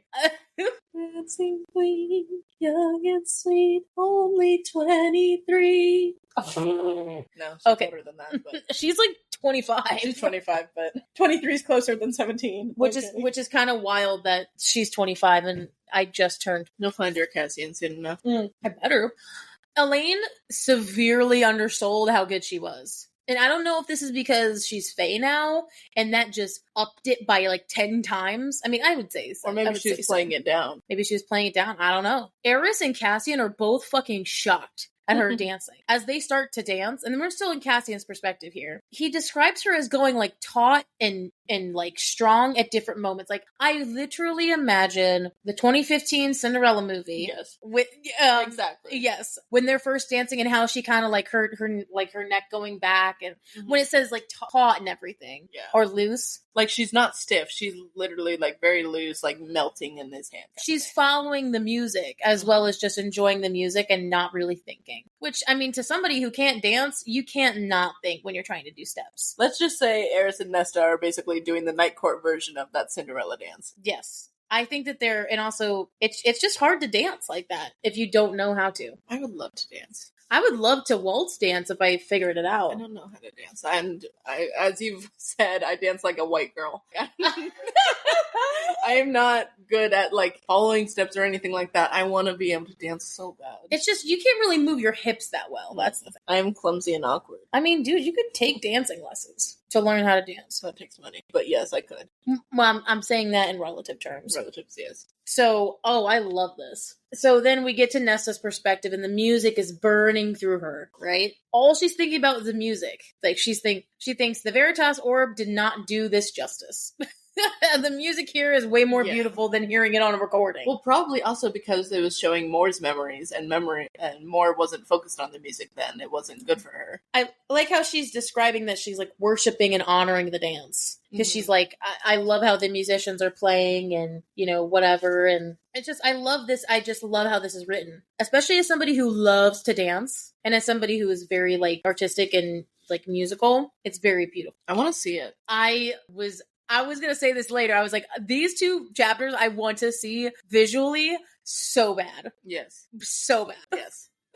Please make this at some point. Even if it's just, like, one of, like, the actors' reproductions. Yeah, like a fun little whimsy Gossip Girls that did those, like, ACOTAR videos we saw. Like, even if they did that, it'd be beautiful to see. I love how, like, her description of Eris is, I guess he can keep up. It's not even that he's great. It's just like, yes, a competent partner. Shit. She's the queen of night and death's consort. I love that so much. I also love how Moore put the makeup on her. Yeah. Put her in red lipstick. She's like, I guess, well, she didn't say this, but like, this is how I'm saying it. She's like, well, I mean, it'd be more to dress me up like a whore. Because I feel like she thinks like a charlatan would wear red lips and coal eyes and like mascara or whatever. I obviously they don't have mascara, but you know what I mean. Cole does that for like it does the eyeshadow, eyeliner, and mascara all at once. Mm-hmm. This is how when Elaine was talking about seducing somebody with a dance, I'll say that's why a lot of the dance not everybody, I'm not going to say it, but a lot of the dance partners in real life are couples. Because there is so much seducing without trying in a dance. Because when they talk about how she's dancing, they talk about how pliant she becomes in his arms and how, how like up against him she is and what I was like, it's basically like very intimate. It is. Dancing that close and dancing with somebody while looking at the eye contact is also, it's like she's kind of melting into him, but it's also because she's becoming pliant in his arms. She's seducing him without even trying. Yeah. Because she's just, why it actually works. Which is why she just loves dancing. She's not even, I bet even when she was doing that with the Duke before in that story Elaine said, I don't even think she was doing that to really piss that guy off. She was just found an opportunity to dance. Yeah. And was like, oh, I'll take it. I love that. Yes. This is me in the sense of not knowing I'm flirting with somebody, but then like doing it really by accident. Yeah. And she just smirks up at him and he is falling for it hard. Yes, very much. Also the flames shimmering in his eyes. And it's the fact that, especially when you're a dance partner with somebody, he's testing her. He's like, okay, these aren't the moves, but if I twirl you around, will you be able to keep up? And she keeps up with him, and like, so she's passing all of his tests. Being able to improv, too. In a dance that has very specific steps. Girl, this scene is so beautiful. Eris is hot. That's what I'm saying. I'm like, all right, Eris, okay. He can improv the dance, too, and lead very well. It makes sense why he's the firstborn, though. He got taught that shit all the time. But the fact that he knows the Hewn City stuff, too. I know. How much time did he spend learning that? Did he have lessons with Moore, too? Ew. No. Make him crawl, she remembers Moore says. And she's like, oh shit, yeah, I actually have to like do something. Talking, maybe? She's like, oh yeah, I forgot I have to do something. Now we're back in Cassian's POV. Yeah, it's not really going well for him. No. Sidelines. He knew the waltz and watched it for centuries, but He's never seen it like this. So again, I don't know how waltzes work, so like please, if the audience knows, they talk about a 12 spin move across the dance floor. I'm pretty sure that's real. In a waltz, like there are different ways to end the waltz, but what basically Cassian is describing is that there's this really precise hard move that the woman gets spun around to the end of the dance floor 12 times. And that's how they end the waltz. And not a lot of people will decide that route at the end. But Nesta was like, let's go for it. And I'm thinking to myself, I'm pretty sure that's real, but I have to look that up. I don't know. And it took Cassian's breath away. Precision. It's like, this is her battlefield. This is what she's really good at. And goddamn. Also seeing somebody who you're really in love with and then seeing them do something they're passionate. Again, she's dancing with Eris. But also seeing somebody doing something that they're passionate about and performing. That's always fun. Always fun. Just slide note. It just reminds me of like that thing with one of my exes where I saw him perform and then like right afterwards I was like, okay, let's go in the closet and make out, because I was like, no, actually it was the gray couch. We made out on the couch where you sat all those times. You're spoiled. Dude, I told you that other people probably have done so much worse. I'm just while I was there, that was just my couch. No, that was like 2 years before you got there, so they cleaned it already. Those ones they actually cleaned. Girl, it was just making out, bro. It wasn't anything. Making out can include a lot of things, you know. Well, but also making out to me does not include those things. So just letting you know that. I'm just calling myself out. So yes, just like all these spins and, because some of them were actually actually like spins that Eris would completely let go. Because there's a difference between holding on to somebody but then letting them go for a few spins. And they do it. They end it, and they end it perfectly. And as she's twirling, the crown on top of her head starts to glow in silver flame. It starts to roll credit. I was like, ooh, that's cool as fuck also. And also, Favor's just sitting there like, Silver flame? We're actually seeing silver flame? Everyone is flabbergasted. Well, that's the first time I think they're seeing it. Only Reese and Cassian. And Ass. And Ass was holding. Mm-hmm. Only the Bat Boys have seen him. Mm-hmm. She actually smiles with her whole heart while she's dancing. Oh. And that's what's really knee-wobbling to him. Yeah. Because he's never seen that. That's like Reese saying, like, you've never smiled at me like that. I know. Ugh, all the way back in 2. Boys are there right now, by the way. They just got to that. Damn. This is the part that made me feel so sad, though. Cassian's self-conscious moment of thinking, wow, Nesta totally was undervalued by her mom. Because her mom said that she was going to get herself a prince, right? Mm-hmm. She said only a king or an emperor would do for her. Yeah. And I'm like, but baby, you are a king. And he's like, and I'm not either of those. You're a king. She doesn't want power. What, you just said this. She does not want power. She doesn't want power. She doesn't want riches. She just wants sex and and music. She wants you. She just wants cash. She doesn't want all this bullshit. Oh, Eris is falling into her trap hella. Like, you can already especially when Cassian describes them looking at each other, he is like ravenously looking. And I'll say she does not notice. She does not notice. That's a human. Thanks. And dude, he said it was a this is what actually got me about this end of this POV that he has. I'm not sure what Eris is thinking here. Because I don't really... What Cass is saying is not what I think Eris is thinking. Cass is assuming... He said it was a terrible idea to bring Nesta here and do this. Because he says that Nesta is just coming out of her cocoon, right? Of her reemergence into this new life she wants. Mm-hmm. If she gets with Eris... And if she gets led down the wrong path by somebody, it would spell catastrophe for everyone. Yeah. Because she would emerge into something that, like, all of them thought she would end up being. Right. And I'm like, but baby, she's going to end up with you. Shut up. She's not noticing us at all. And I don't think that's Eric's intent. And I want to talk about this later when we get to it, because I don't really know what his motivation is here. So then they get to the third dance. They're dancing a lot. But to be fair, this is, that's a Cinderella moment. That's how this happens. But this is like the third dance where it's easy, so, they can get to talk while they're dancing. Yeah. She's like, well, at least Eris is fucking keeping up, dude. Yeah, he's a monster, but he knew how to dance. He's a court-trained monster. She was drunk on the music, and then all of a sudden he starts talking, and she's like, oh yeah, shit, I gotta do something. It's like, damn it, can you, be quiet? I do understand the feeling, because I used to do ballet, so the spinning of the music always was something was fun to do. Pirouetting down, the ballet studio was so fun. You pick a point and you just keep turning. It's like, okay, now time for talking. Okay. Of course Eris didn't expect this side from her because I don't think anybody does. But then if anything, Eris and her are kind of like mirror images.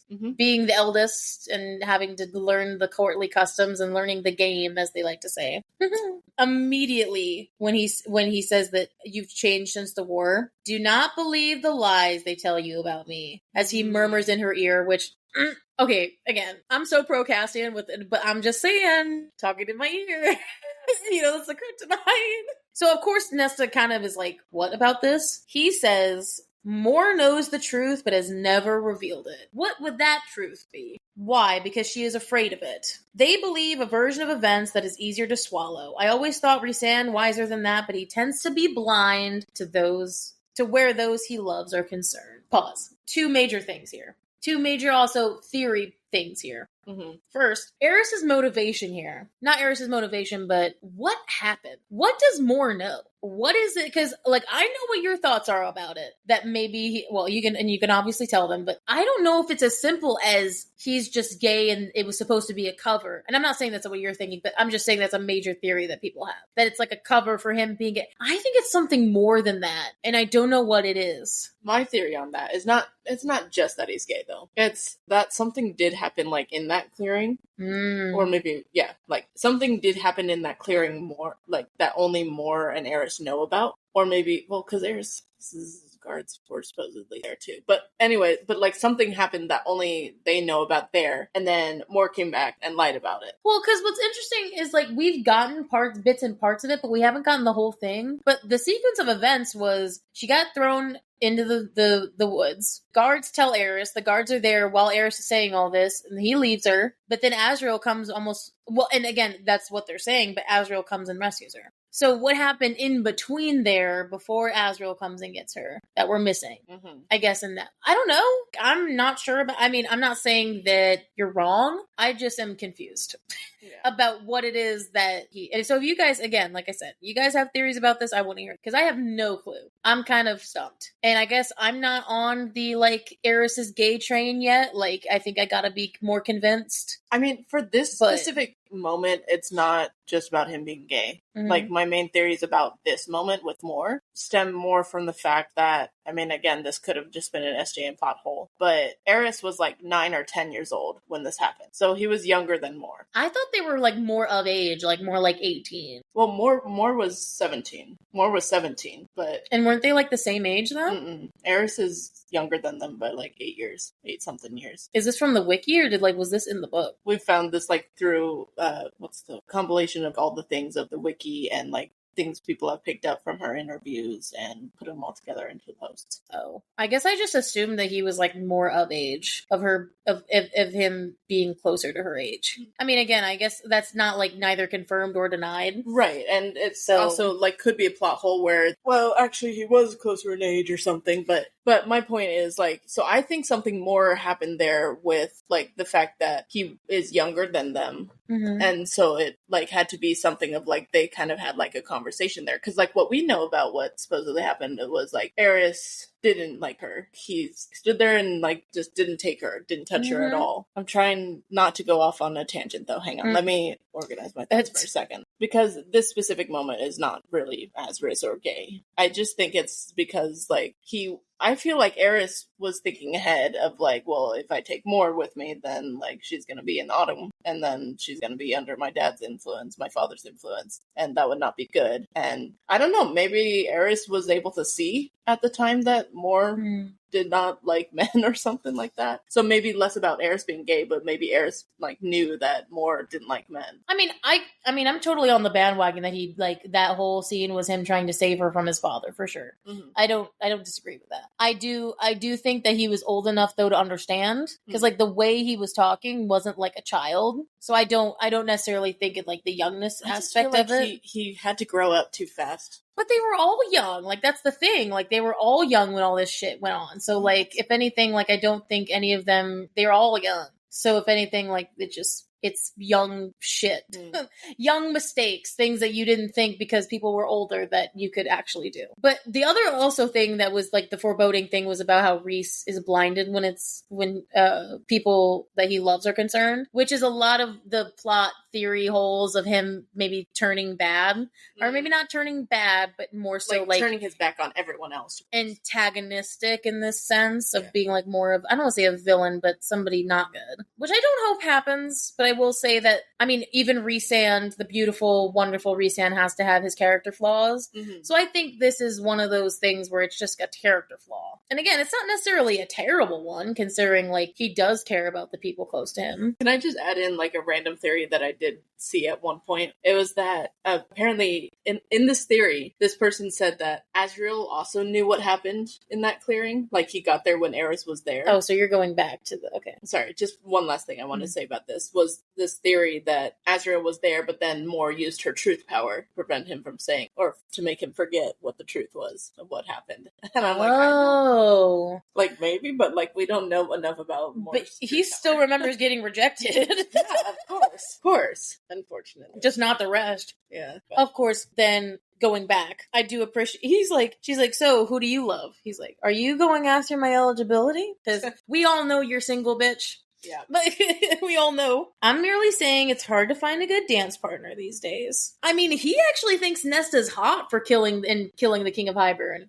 He's like, you can dance and slay people and like cut their heads off? Fucking hot. You can dance and decapitate people? Which maybe in another lifetime, Mary Eris would have been a good match for her. I still don't think no, just because Cassian exists, but if Cassian didn't exist, which is shocking and flabbergasting if he didn't. But if he didn't, then Eris would actually be an all-right match. Right. They say your sister Elaine is the beauty, but you outshine her tonight. And I agree with him every night, actually. I think she outshines her every night. What is it with these guys and Elaine?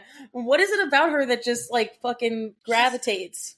Maybe she's outwardly pretty, but not internally. Again, I don't think so. You're wasted at the night court. Absolutely wasted. And this is, dude, they're so close. Like, he's whispering in her ear, touching her back, lingering. His hands are going places, and she just sees a shadow move in the corner of her eye, and then you just hear a deep guttural move. Dude, if a guy did this to me out in public, that'd be hot as fuck.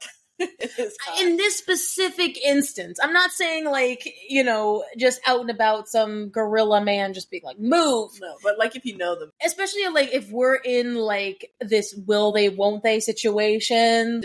Yes. This doesn't even say like, may I cut in or like, may I have the next dance or something. Not it's just like move. Eris at all. But the thing is, Nesta loves how he looks too. Like, Nesta doesn't give a fuck about how Eris looks, and then she sees him and she's like, oh, I like how he's in his armor. I like a man in armor. No. Because she talks about, like, he stood before them amid the sea of people, and even though most wore black, his armor and blades made him seem different, like a true piece of the night. She's noticing him versus everyone else. Mm-hmm. Oh, but Eris...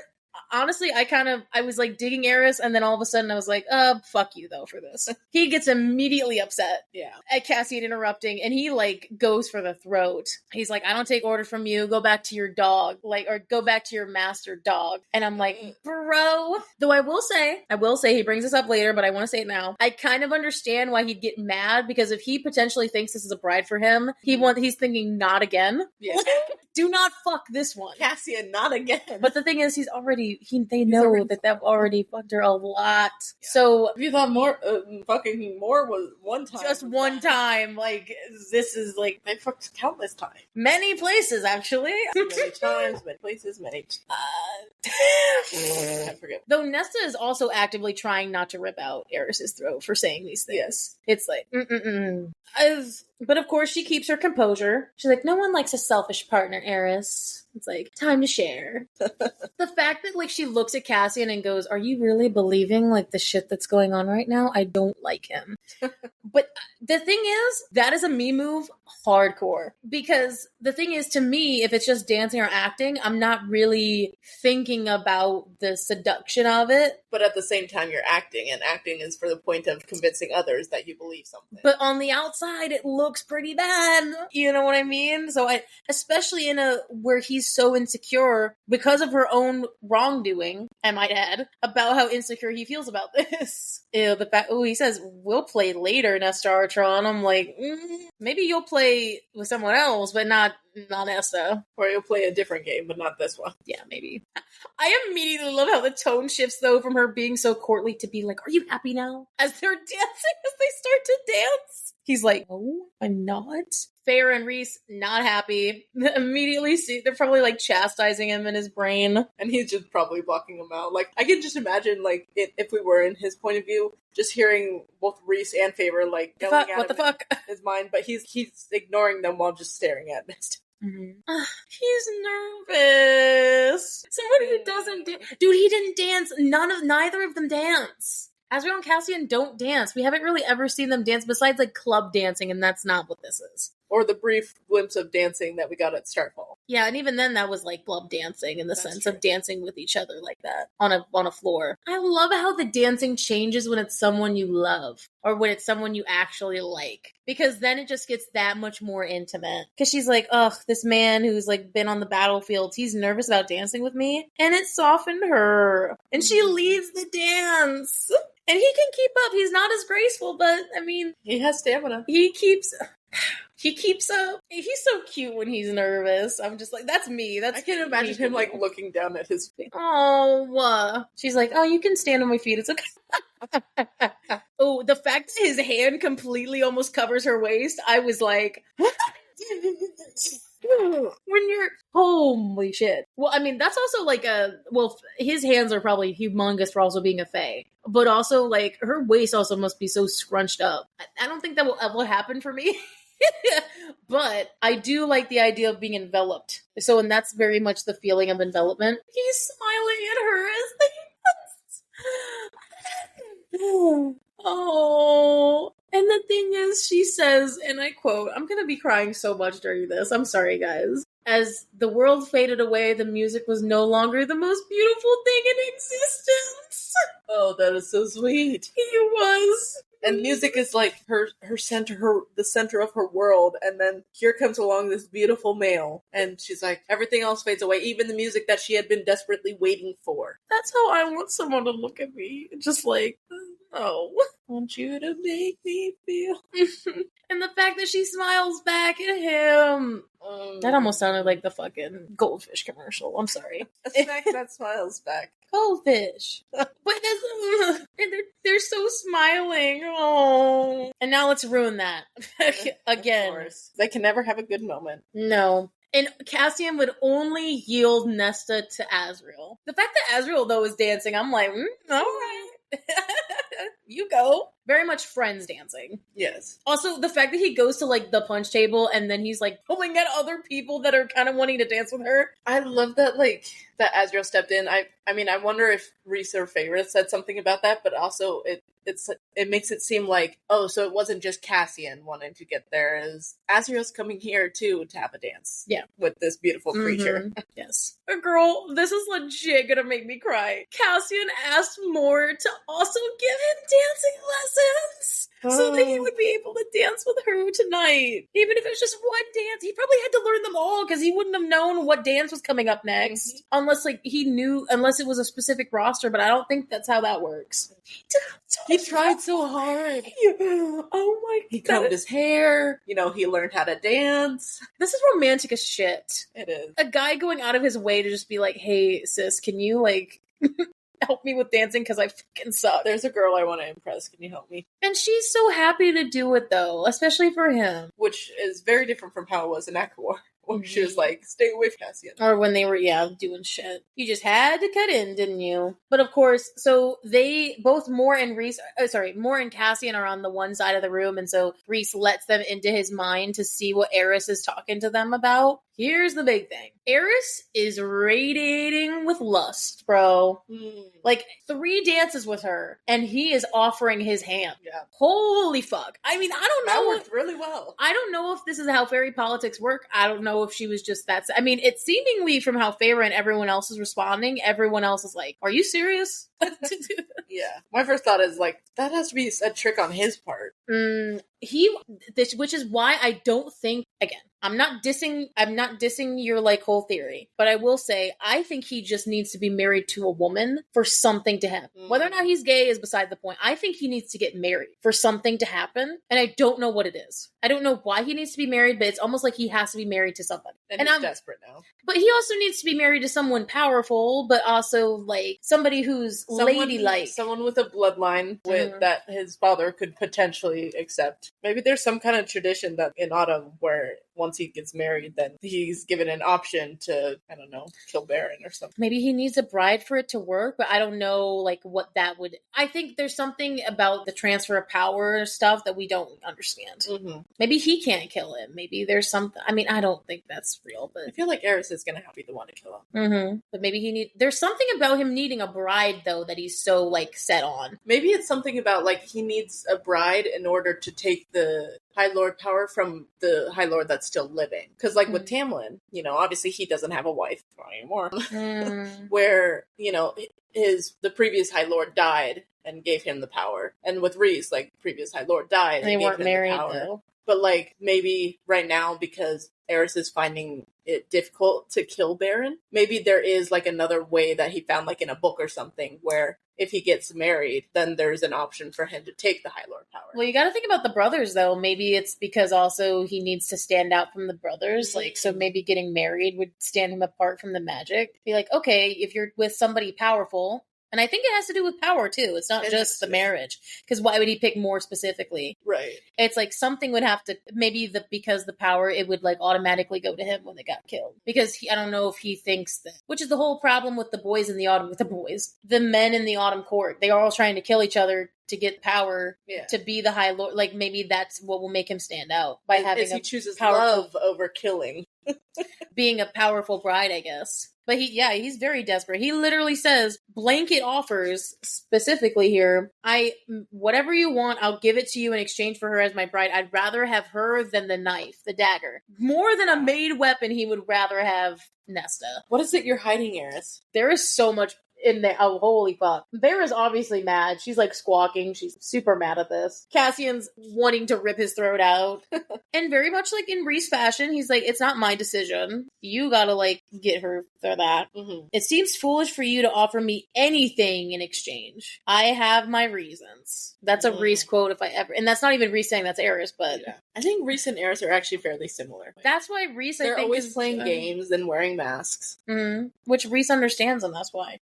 Even Cassian is understanding, like, what is it that he wants in exchange for a bride that is so vital to him. I also do appreciate how, we haven't brought this up in a little while, but how Cassian brings up about Rhys is that he could just break into his mind and figure it out, but he doesn't want to break that boundary because he's like humanoid, you know, which is kind of what the whole point of the second book is about. When do we break into another person's mind and when do we like not? And this is his line, I guess, because they're allies enough, he doesn't want to break it. But I also think he savors the game enough to want to figure it out himself. Mm-hmm. This is kind of fucking payback in a little bit for Eris taking the person that Cassian loves and trying to marry her. Yeah, it is. It's like, okay, you know, I'd be repaying Cassian for ruining my betrothal.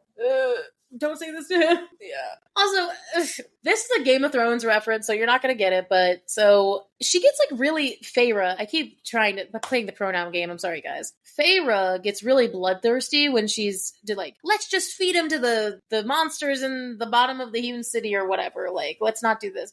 And then Rhys kind of gets like turned on by the fact that she's so bloodthirsty. I will say that is a very common thing in fantasy lore, especially when it's somebody pregnant. It's like, so if anyone remembers Game of Thrones season 1, when the main character Daenerys is pregnant with the child, he's called the stallion that will mount the world, and it's like a powerful son. And so the fact that because the feistiness is coming out in her, that's proving that the baby is a boy and will be very powerful. So that's why I was also thinking about this when I was thinking about her, because I was like, is she going to have a boy and is he going to be very powerful? Is this what this is foreshadowing? Because that's very much a thing. I'm not saying that women, like a woman baby, a daughter would not be the same thing, but I will say in a very like patriarchal world, the sons makes the mom very hostile. Yeah. I don't know what a daughter would do. They don't really talk about that, which I guess is a double standard there. It makes them very emotional. I would say more tactical, very like sneaky, which says something about how the old people thought of women. Yeah. That's a double standard, hella. Rhys even entertaining the idea of Eris marrying Nesta, like, sets Cassian on edge. Like, obviously, he's not, I mean, he's saying it just for show, but the fact of him even saying it at all is, like, bothering him.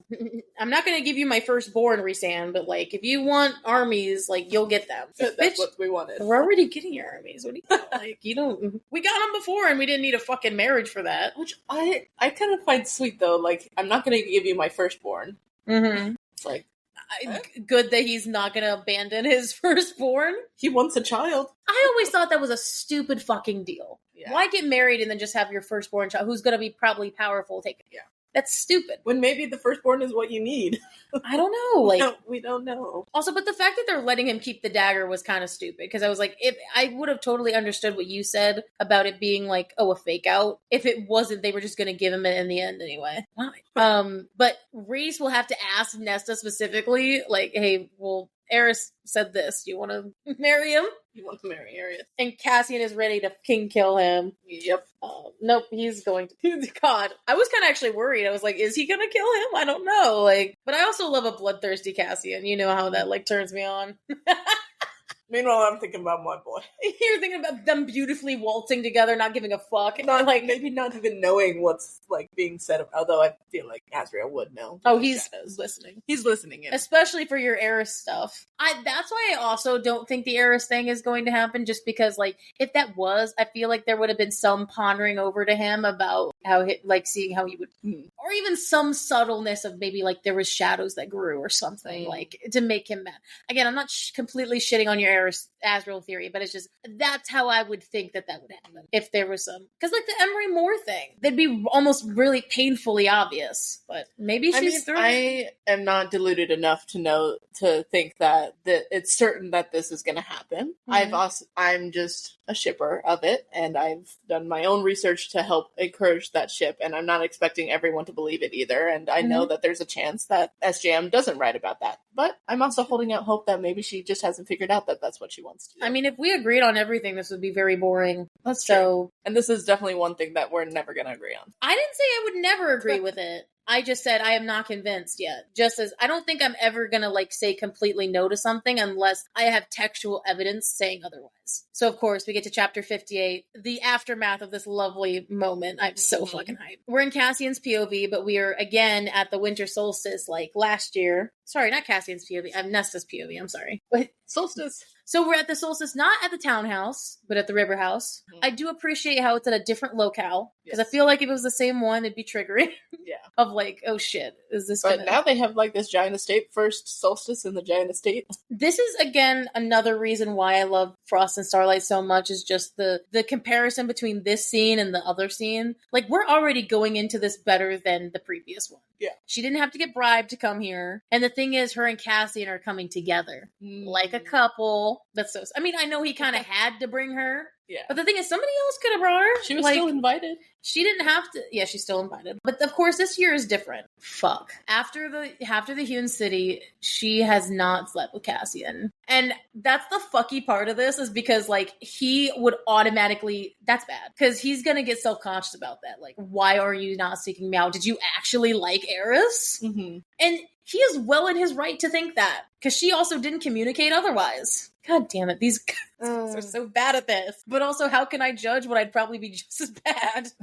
Because the thing that really scared her was that when she was dancing with him, she let her guard completely down. Mm-hmm. She's like, her most raw sense was smiling with him, and the fact that other people were noticing that. And again, we get this in this chapter about why that triggers her. And it's like, other people are noticing that he means something to her. Mm-hmm. That's what she was scared about. Yes. I mean, she does know about Eris's offer. She doesn't seem thrilled about it or even, like, intrigued by this idea. Mm-hmm. She just dives right into training again in these few days since the Court of Nightmares. Just brushing past it. So the trainings did halt for the holiday, though. So she still went up and punched the fuck out of trees. So she still was training. Of course she did. So obviously they walk in to the river house. They're the last people. Of course, she has to be the last one to come. Of course. She was the last one to come last time. Mm-hmm. But at least they're coming together this time. It's a really stupid detail, but I just wanted to say it. It's very much a couple-like thing that is happening with them. Cassian takes off his coat and throws it on to, like, this chair, and then she's like, don't. So she picks it up, puts it in a coat rack, and puts her coat in there. I was like, that is a textbook couple thing. Somebody throwing their shit somewhere, and then it's like, hey, we're at somebody else's house. Like, try to behave. I mean, she doesn't say that to him, but that's her actions say that. It's very much that. And I was like, oh, that's kind of coupley and cute. So, but it's also her trying not to walk into the room. And Elaine appears out of nowhere. Now, I will say, she sneaks up on him. Or sorry, she sneaks up on him. She sneaks up on her really easily. Is that Azrael? Is that the Wraiths? I'm probably thinking it's more the raids that is making her more susceptible to... What if the raids have been training her? I think so. I would 100% agree with that. Why would she want to be sneaking about if she didn't have ulterior motive? Right. Also, I love the comparison of Frost and Starlight. Elaine was the one to rush past Feyre to grab Nesta, drag her in. Now, she's also the first one to come out to see them. Then it's slightly different. She's kind of like, oh shit, you came. Because apparently they didn't talk the whole time at the Court of Nightmares. They just kind of walked in together and then didn't say a word to each other. Which is fair, because she doesn't know what to say. She's wearing a better dress, apparently. Oh, poor... Lucian is here. Oh... Oh, baby. Well, do you know what the thing is? Lucian did not come to the party last year. No, he didn't. He only gave gifts. He gave gifts, like, earlier in the day to Feyre and her, but didn't actually... He left... he came, brought gifts, talked with Feyre, and left. And that was about it. This is, like, the first time that he's actually being invited to the party. Hey, that's actually... You know what? I was gonna shit on him for, like, giving her this... But actually, that's some progress. He's trying to stay. Mm-hmm. He's trying to be in her presence more. Even if he's, like, completely rejected. And even though she's being a bitch about it, I know. Yes. And even though his gifts are not the best for her. Good God. At least they are gifts. Mm-hmm. Dude, Elaine, honestly, I liked this. She's like, did Feyre pay you, like, last year? That was actually kind of good. Wow, Elaine. That's a surprise. Yeah, those some teeth. A little bit of claws. She's like, no, I didn't get paid to be here. Her being the snappy one and then Nesta being the shy one. Yeah, she's like, please don't upset Feyre. It's her birthday. She's like, fuck you. And I was like, ooh, I love this. Wow. So... I told this to Liesl when I was writing the notes. I don't know if Elaine is just fucking insane or if she's just, it's the idea that there's like this metaphor of that Nesta's finally treating her like an actual person and not like some fragile thing. And she's like, because she laughs. She starts laughing her ass off at Nesta cussing at her. And I'm like, I mean, it might be partial insanity, but I think it's more the fragile thing. Of like before she saw like only the soft parts. But now she's actually like, instead of passive aggressive saying something to her, is just just fuck you. Yeah. And then also Elaine is coming out of her shell a little bit more, whatever shell that was. The box that they put her in, the pretty box they put her in. Mm-hmm. Which I suppose is good in a way, like it does make her more interesting, but I still hate her. That's such an insult, but like every time I say it, I just have to go, damn. Yeah. Makes her more interesting. Good lord. But anyway. That's progress for me, though, right? Saying that she's interesting. Hey, you know what? There you go. The fact that Nesta leans back in horror, like, is she okay? Like, what did I say? I know, hearing fuck you and just start cackling maniacally. That's something I would do, but that's not out of character for me. And your laugh isn't creepy. You're picturing her, like, just creepily, like, cackling. Yeah. Mm. You've never said those things. That's a good sign, right? It's, I guess, like... Are you okay? Let's just go in now. I actually feel more awkward out here now. Yeah. Yeah, no, Nesta does not understand this. And, of course, who's standing in the doorway very awkwardly, like you did last year, as if he heard Elaine's sharp laugh and wondered what had caused it. Yeah, I wonder. Here, I have to say this verbatim. Say it verbatim. Nesta met the Shadow Singer's stare and he gave her a nod. Then his gaze shifted to Elaine, and though it was utterly neutral, something charged went through it between them. And Elaine's breath caught slightly and she gave him a shallow nod of greeting before brushing past. That is a... Oh, that's an eye roll. That's an eye roll. That's a triple eye roll. Like, I don't give a shit about some... Sorry, I did brush over what you said of, yes, he is awkwardly standing in the doorway. Awkward as per usual. But, like, I'm just thinking, like, what? You come out because she's laughing. But, like, aren't you concerned why she's laughing? I think he's only awkward if she's there. But I think the thing is he was in the room last year. Again, this is at the townhouse, so it's two different places. Yeah. But I think the reason he feels more awkward in this situation is because Lucian is here, actively in the room. Which means that Asriel can't flirt. Honestly, he just did. Without really knowing it. Except Elaine was the one who made it into a flirty thing where she's like... I'm just saying he's not 100% innocent in this. Unfortunately, he's not. And he needs to direct his attention elsewhere. Honestly, anywhere besides Elaine. I don't even care if it's not Eris. Like, anywhere but Elaine. Mm-hmm. And I'm sorry, Elaine lovers. I love you guys. I just don't like Elaine. I want her to be good. If she can turn things around, then absolutely, I'm open to loving her. I hope for her the best. But it's like one of those things where it's like, I don't see it now. Mm-hmm. So, like, I'm not I'm gonna still be annoyed. I do appreciate when they talk about the event or like who's sitting where. I love how just Amarin is just full on sitting in Varian's lap. I love these two so much. And we talked about this. They didn't do that the year before. So last year she was sitting in an armchair and Varian was sitting on the arm, like with his arm like slung over the back of the chair. Yeah. They're getting more intimate in real life. And as I told Tabi when she was making her notes, Amarin has found a new throne to sit on. Oh, hell yeah. And also Varian, another example of a very powerful woman getting with somebody who, again, is not like, he's like, what, the third in line? Yeah. Who gives a fuck? He's not like any like super powerful being. He seems to give a good fuck though. I mean, dude, have you fucking seen the renderings of him versus her? He is ginormous compared to her. I have one of those fan arts like on my screen. I know you showed me and you have to put it in the Discord. I think it's already in the Discord. Did you? I think it is in the Discord. Oh, okay. We'll have to send it again though. I'll still send it again. Oh, good God. He is massive. Anyway, before we go down that rabbit hole, I mean, and he's a beautiful black man too. Anyway, moving on. And he's a soldier. And a seaman. He knows those sales. Anyway, I want to, before we like move on to like the actual important shit of the scene, did anyone also notice the slight detail of that Lucian and Cassian are arguing about a sporting event?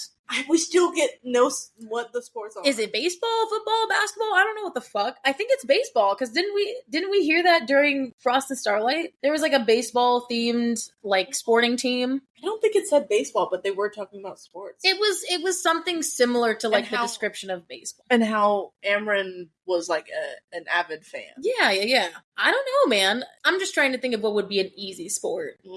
Something that she'd be interested in. And I don't think it's football, no. Rugby. I don't know. Baseball seems easy. Lacrosse. Quidditch. Definitely not Quidditch. The only really awkward thing that's happening right now is that Amarin is not even looking Nesta's way and or talking to her. Yeah. That's like the one last person she has to apologize to. And this isn't the moment to do that. Because that could go downhill very fast. This is like the token relationship goals of being with your family, because Cassian like sees Nesta walk in and he offers his seat for her. Dude, there's like plenty of fucking seats and he's just like, no babe, but here, sit here. Oh my God, no, not on the lap. They're not there yet. No. Though I will say, just for my I mean, I don't think my family actually listens to this, despite my parents, but I will say, if I'm that comfortable with my boyfriend, I might sit on his lap during Christmas. I'm sorry. It saves room. That's gonna be the fucking line that I use. It's like, hey, I'm saving room, and I'm just sitting on his lap. It's not inherently sexual. No. I mean, if you're sitting in a certain way, it can be.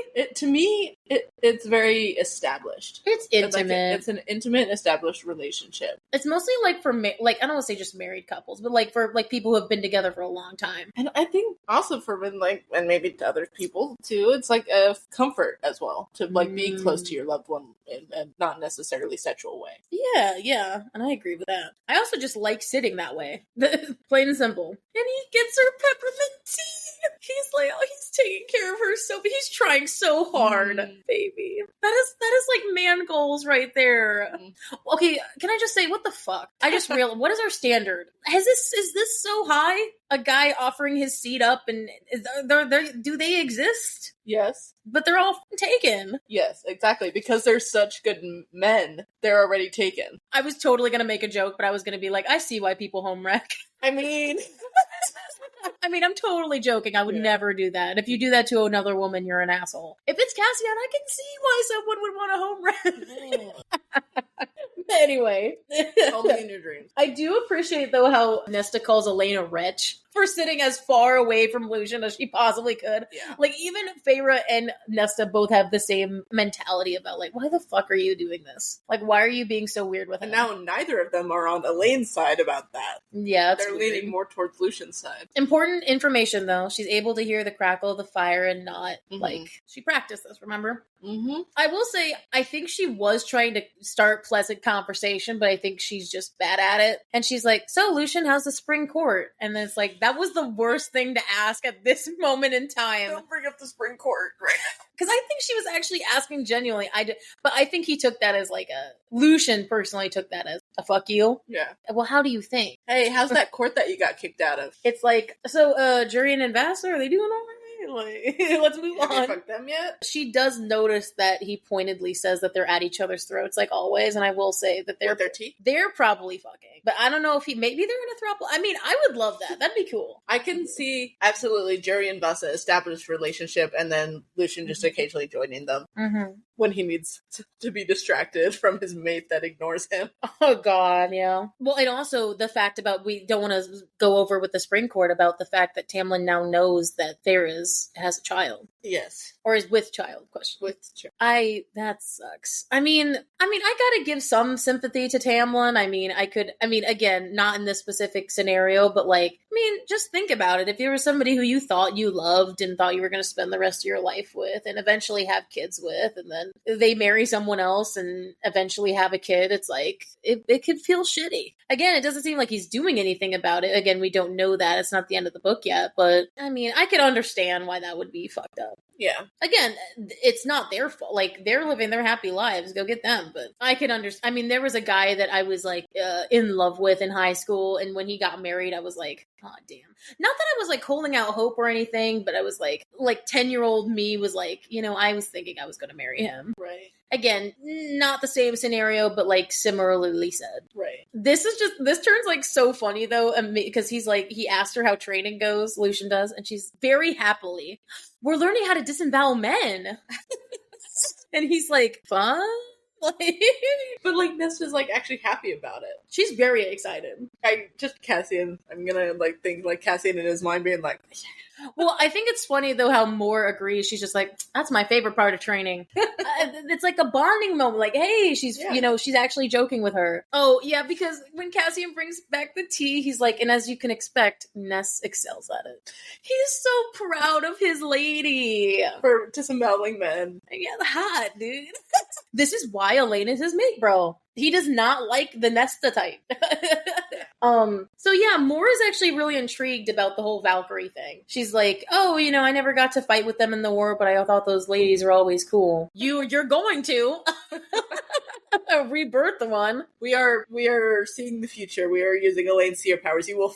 we're Emery Morgan shippers for sure. Shippers. More. It sounds like a more. It seems like Moore does. There is sort of a truce here. She's asking her. She's like, "Can I come to training and see what you guys are doing? Because I want to see how they train." And she's like, "Yeah, of course. I think the priestesses would love to have you there since you probably rescued many of them." Yeah. So of course, then we get to the fun and games of everyone giving gifts. Shit. I will say that even though Nesta kind of feels self-conscious here about not getting anybody anything, it's like she's fucking broke. She's got no money. She literally got cut off. She literally can't get anything for anyone unless she isn't even able to go shop. Maybe she could have poofed the house, and had the house get her something, but it's the principle of buying the gift though, getting something specifically for that person instead of just she's here and she's not causing a ruckus. That's a gift in itself, I guess. That's their gift. Honestly, her body is Cassian's gift. He's gonna unwrap it later. At least to him, maybe. I don't know. Maybe that's enough. But I feel that. Dude, if I would go to a place and people were giving me gifts, but I was giving nothing, I would feel very insecure about that. But so she kind of feels a little bit overwhelmed. And I felt that at family functions too, where it's people are talking and whatever. So she gets up and goes over to Azriel to kind of back away from the situation. And they have this cute, very brotherly, friendly moment. She's like, why are you over here? Why are you awkwardly standing at the side here? My shadows don't like the flame so much. Bullshit. But that is a double entendre, though. The flames, Lucian, okay, I get what you're trying to say. Lucian's fine, leave him alone. But she looked at who was close to the fire, and guess who was close to the fire? Him. This is awkward as hell. It is. It torments him to be here, but he comes anyway. Not only is Moore here, the person that rejected him for so long, but it's also the person he actually actively likes but knows he can never have. And then also her mate. I can see how you wouldn't want to be there. Honestly, I have sympathy for him. But a good Azriel quote. Nesta says holidays are stupid. I don't. They pull people together and bring them joy. They're time to pause and reflect and gather, and those are never bad. Aww. Sad boy, emo boy, your type.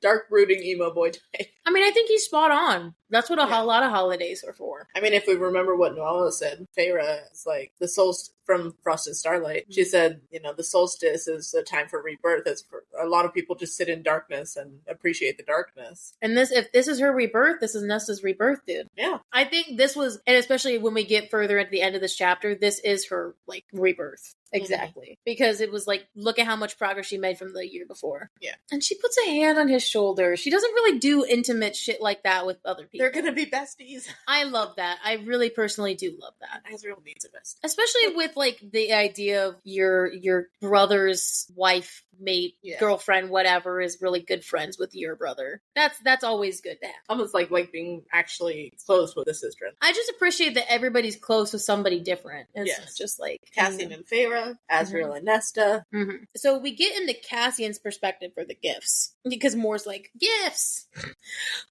has Nesta's present in his pocket. Oh my god.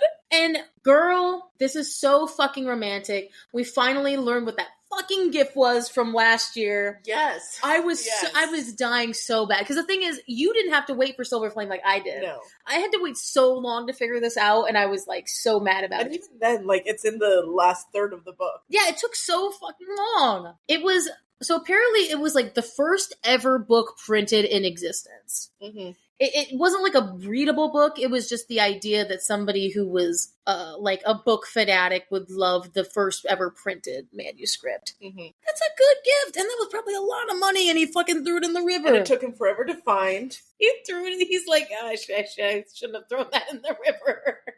Yeah, because we remember that awkward as fuck scene. He says Nesta would savor this piece of history even if she's resented all things Faye. He knows her so well. Yes. She does like learning. And he's like, this year, I'm praying, crossing my fingers, hoping it's going to be different when I give her the gift. Maybe I'll get a gift in return.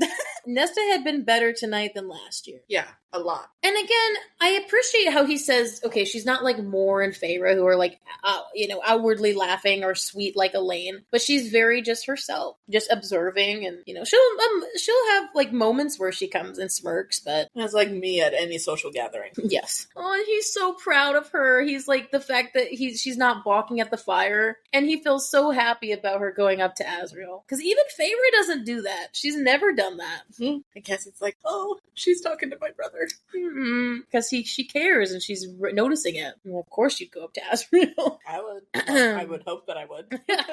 So again, as they're going on, they didn't get any gifts for the baby because apparently that's bad luck. I'm pretty sure that's in real life too. That's why they have a baby shower. Yeah. Well, actually, no shit. Baby shower is normally before the baby comes. Yeah. I guess that's like reverse of our world in that way. Yeah, a little bit. Well, some people have baby showers after the baby is born, but most of the time it's before. It's like really close beforehand. Yeah. That's why so many pregnant people like will accidentally like have their water break at their birth like baby shower. Yeah. I mean, honestly, I don't know if I want to have a baby shower before the wedding, like the baby is born, because like, fuck, what if it does go wrong and then I have all this baby shit?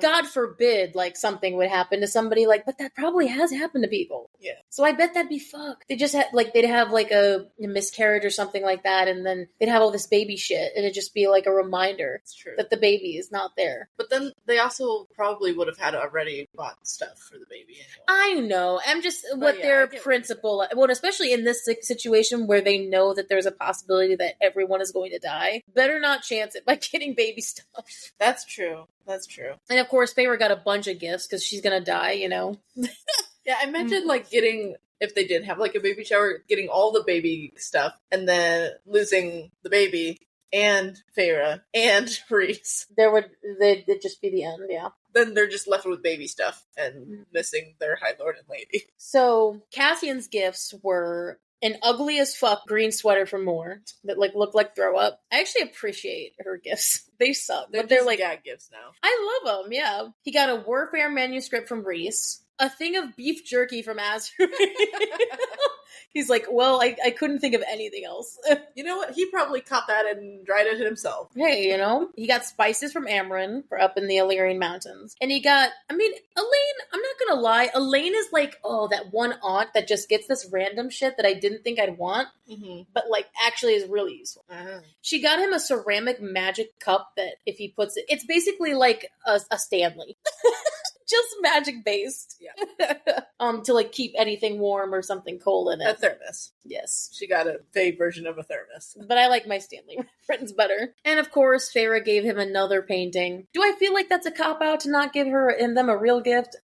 A little bit. I mean, I'm making a joke, obviously, because like a painting, I mean, there's a lot of value in that, especially since she put time into it. What is the painting of? But is it also a cop-out to give him a painting every year? Maybe. But then again, she's also only been with them for 2 solstices. She'll think of other shit to do, yeah. She'll run out of paintings eventually. Mm-hmm. It was a picture. It was a painting of him and his brother standing atop Romuel at the end of the Blood Rite, which is like cool. Them actually putting their hands on like the rock. It's like, wait, how did Feyre learn about that image? Saw it from Maurice, which is something we didn't get to see. No, but it's kind of cool. Though I feel like a poor Lucian. He only got gifts for Feyre and Elaine, and I had to stop last night because I cringed out the fuck because I looked around to Liesl and I was like, damn, he got her pearl earrings. He doesn't know this bitch at all. Like, if this was Amryn, she would very happily take. But it doesn't seem like she's very much a jewelry person. I mean, okay, so then there's the question of, would you rather get no gift or a gift you don't like or like that you're never going to use? I mean, she's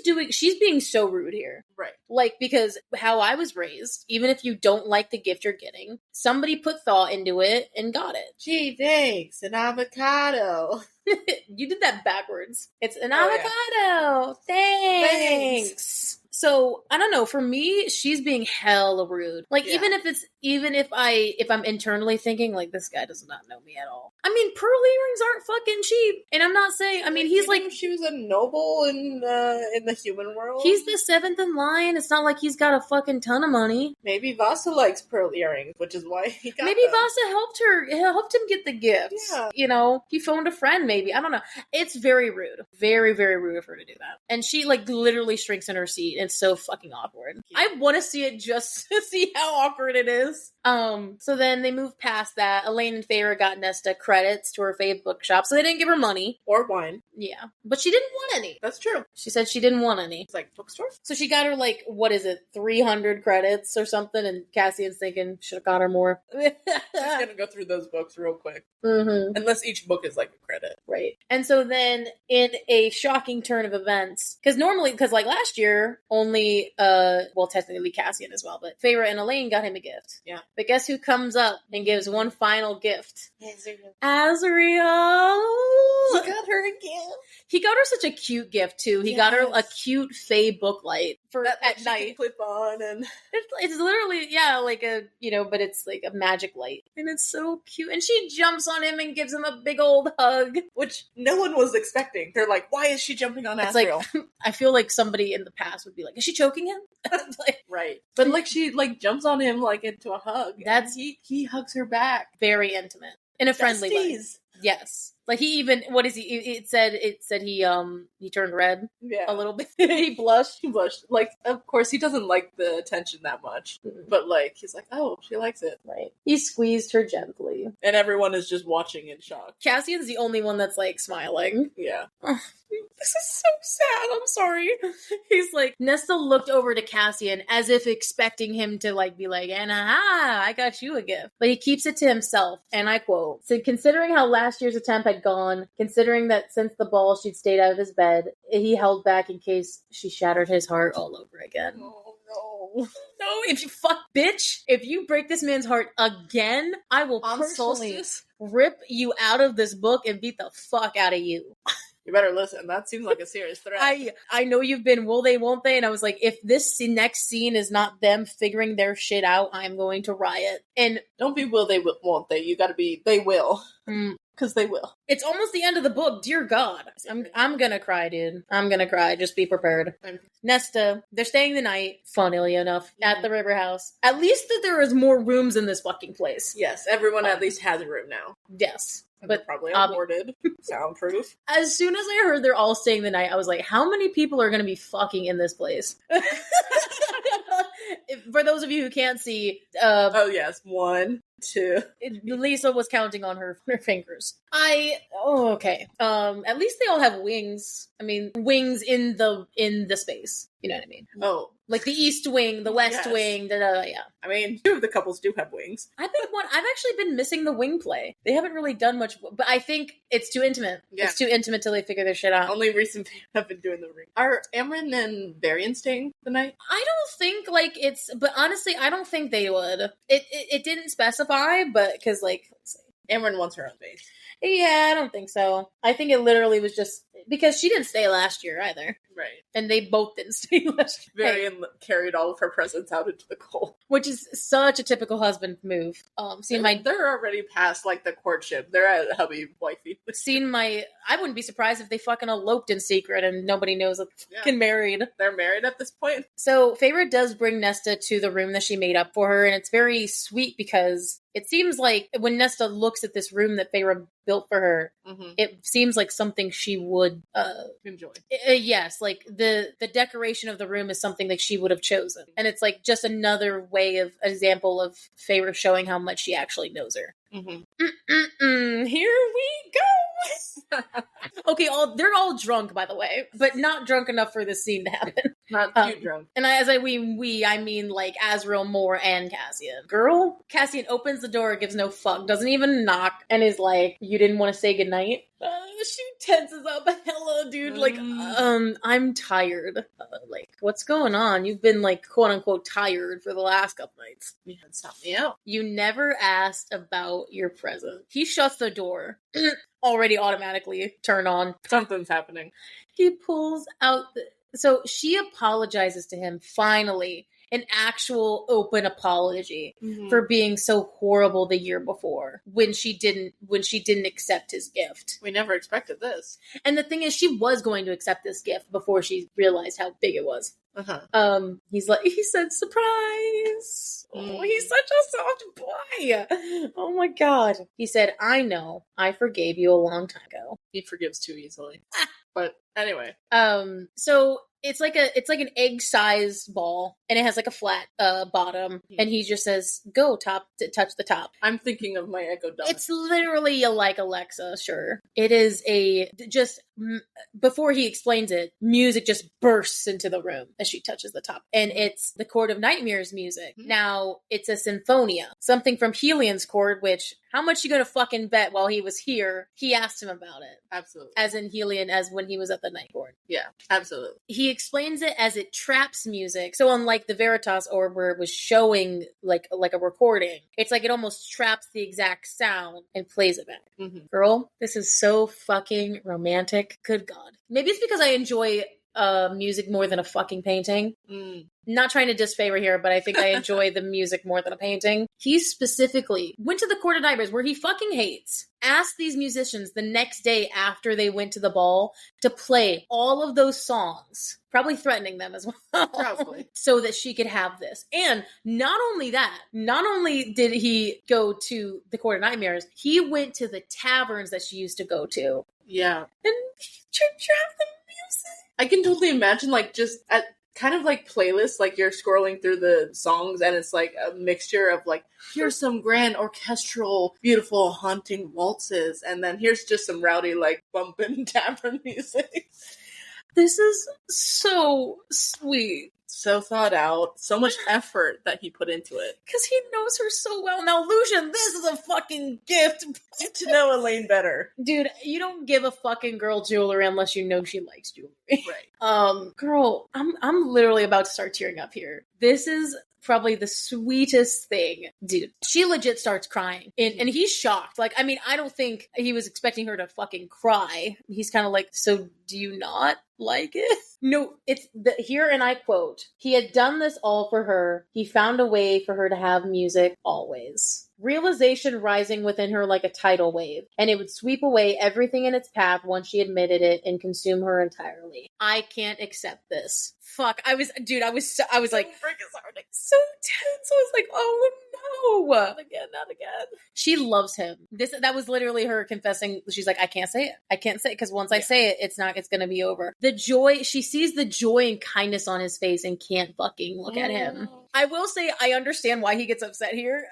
Yeah. He's like, it's a fucking gift, not fucking wedding ring. She's But like, it practically is to her. I will look to Eris for that. No. Holy fuck. No. Why are you self-sabotaging yourself? Stop it. Holy you have this shit. mail right here. He said it was made for you. That is so sad. Imagine like Helion actually made it for her. Because he liked her too. Yeah. He says, say that again? I dare you. I mean, he'll do anything we want, I guess. He's like, you aren't considering saying yes to him. Let him believe the worst. She says nothing. No, stop it. And again, he's like, better to shove me away, back where it's safe. Better to marry a viper like Eris than be with me. The only thing fit for a bastard born brute right is fucking him. That's all he's worth.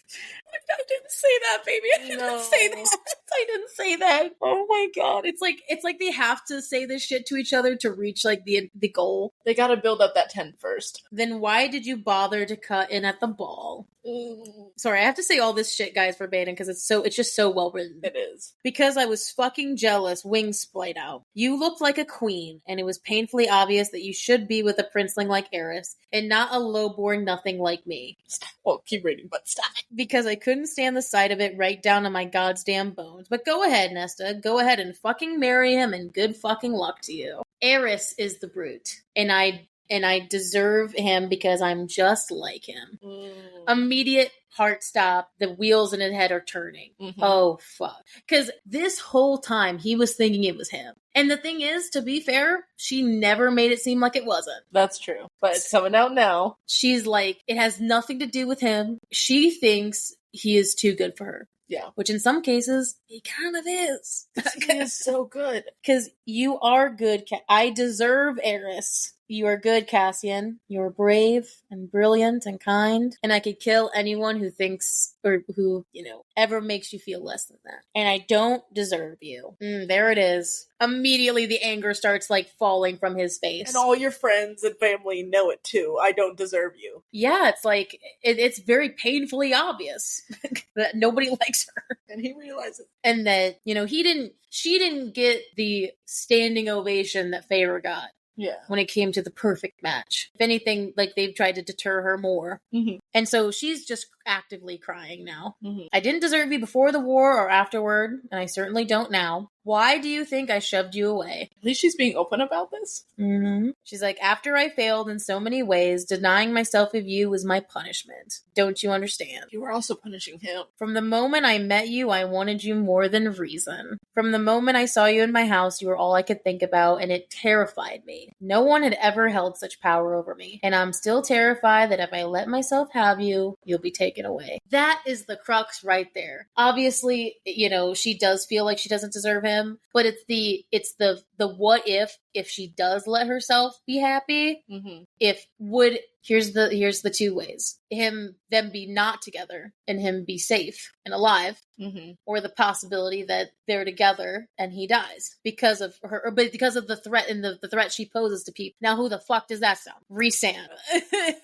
But also, like, of course, obviously she's not thinking about that, but like, if you don't get together, he could still die. That's true. And that's what Feyre said too. Because that she had just as much of a target on her back as he did. And the same thing is with Cassian too. But I mean, to be honest, that's a fucking defense mechanism. It is. She has her head in her hands. Like, dude, she doesn't cry a lot. No. She thought he left. Dude, how fucked would that be? Yeah. If she just looks up and he's just gone. But of course, that's not the Cassian way. She looks up and he is legit tears streaming down his face. Cassian crying? I don't think we've really ever seen him cry. Have we ever seen him cry? No. Oh my, because the thing is, it finally clicks for him that it wasn't him this whole time. That she wants him, but she's not letting herself have him. She's not letting herself have him. Dude, both of them are just raw. They don't even know what to say. She literally made him speechless. Yeah. Made the most loud person in the inner circle who always has something to say fucking speechless. The boisterous one is finally silenced. That's almost impressive, Nesta.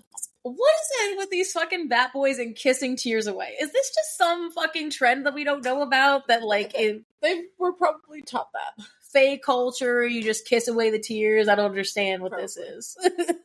I don't get it, man. But of course, here we get, we're finally accepting this. They're in each other's arms, kissing each other. You're not going to marry Eris. Yeah, no, I'm not. Like, she only has one word. This is me 100% when there's some, like, hot guy commanding at me. No, I'm not. Yes, sir. Like, like, you're not marrying Eris. Okay. Fuck you, because that's exactly how it would sound too. There will be no one else for either of us. Okay. Yes. I agree. Ever. And it's the fact that she puts her hand on his heart. That's such an intimate gesture. It's like, well, that's all they needed. Time for the post after fight sex. Yes. That's just as better as hate sex, honestly. I love the description of how she says for him, she would fight to say the words that she can't say now, but that eventually she wants to say. And his fingers are trembling on her clothes. This is such a more intimate sex scene than we've had this whole entire time. Emotions. Because there's actually, emotions. It's not just sex. And honestly, it's probably like the least raunchy scene that's in this book. I'm gonna say, gently removing her dress, they're naked, looking at each other, and there was nothing rough or wild as they continue. She's like, I didn't want him to eat me out. I just wanted to feel him. They can do that later. The fact that that this is like making love and not fucking, when like they're interlacing their fingers, they're kissing each other while they're actually having sex. Yeah. That's how you know it's like me. I mean, obviously he's like deep thrusting her, but like they're kissing. This dude, okay, this is not confirmed and I'm not gonna like say too much shit about it, but I will say when I read this the first time, I was like, holy fuck, this is so cool. She lets her walls of iron down and she can feel a tether. Like a golden thread strong between. That is the mating bond, bro. It has to be. That literally is. And the fact, this is so fucking crazy. This whole time, the mating bond has been there. But because of her iron walls, again, magic, deep magic. Remember what we talked about before in the last episode. Because the mating bond is old magic, wild magic. So no, this is fucking crazy. It's the fact that her iron walls were so strong. Because again, this is mating bond magic is wild magic. I mean, I'm going to assume. And it held back the mating bond. Yeah. That's fucking crazy.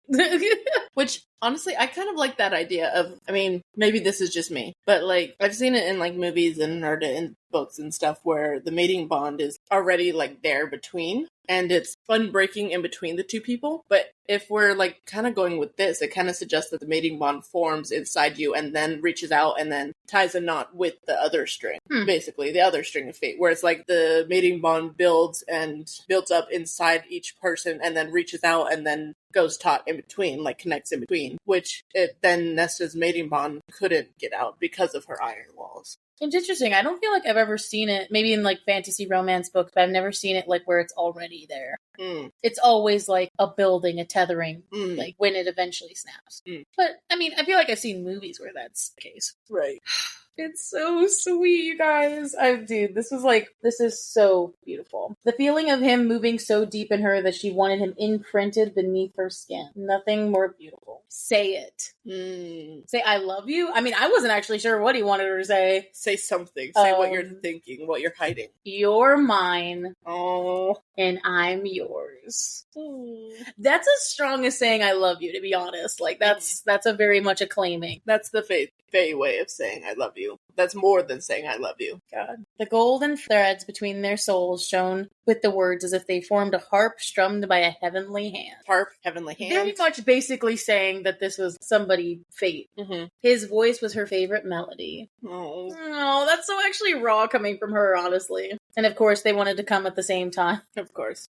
Why is it that Cassian, even if they're doing vanilla, has to do something spicy? Because he's like, okay, we gotta come together. He's like, just bites her fucking nipple. I guess that's still vanilla, technically. I don't know if I'd say that. Biting, I don't think is. He has to bite her even in vanilla. Of course, he's a male. He's a very male, an Illyrian male. The sound of them coming together was the summons of a hunt, a symphony. A single clear horn playing as dawn broke over the world. I'm sorry. I will say what's kind of funny about this is that she's like, this is the most he's coming to me this whole time. It just keeps happening, and the fact that he was holding back from before, I was like, he was holding back? What are you talking about? Probably meaning like he was building it up. He wasn't touching himself. What the fuck? Because does that happen? Is that real? I mean, not to the extent that it's written about, but yeah. Ever heard of edging? or orgasm denial, or damn it, I shouldn't have took a water there. We're talking about sex. You need to drink before the sex, but not during. And they kissed afterward, too. That's also intimate. And then one kiss led to another, and then, fucking again. But for hours, days, who fucking knows at this point? It could have been eternity. When their souls had cleaved together entirely, Cassian pulled out and collapsed on the bed. He can't even move. Oh. And she's like, finally, fuck, Jesus Christ. Stay with me. He's like, all right, I've been waiting for you to say this. And he just tucks her into his side. He's like, you. Thank God. Thank you for letting This was definitely better than last year. It was definitely better than last year. And they didn't even have to go out in the cold for their fight. And she finally slept. Good God. Beautiful. Such a beautiful two-set of shit. This is literally only 4 chapters, dude. Yeah. There's so much fucking shit in this. There is. Not even anything about the plot. Nope. Well, Eris was the plot, but whatever. He had a little cameo there.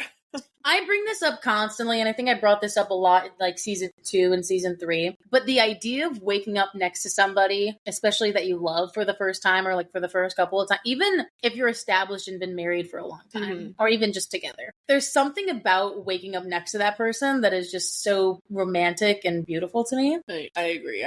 I concur. That's why I don't really feel the weirdness of when somebody says like somebody was watching them while they're sleeping. Obviously, if we're talking like if there's someone standing over you, or like they're not supposed to be there, like okay, I guess Edward was established stuff was going on, but the thing is, she was fine with it. She didn't consent first, though. No, okay, but again, that's not what I'm talking about. That's not denied, wrong. But it's the fact that they wake up and are just staring at each other and smiling. Oh, goodness. And the fact that, it's the touch, too. I'm a very touchy person, and that's how I show affection. So the fact that he's kind of, like, trailing his, and not in, like, a sexy way, just, like, trailing, down her hair, the body, tracing the lines. And the fingers on the lower back. Hell yeah. A sated smile. Did it say it makes you gay? No, I said it.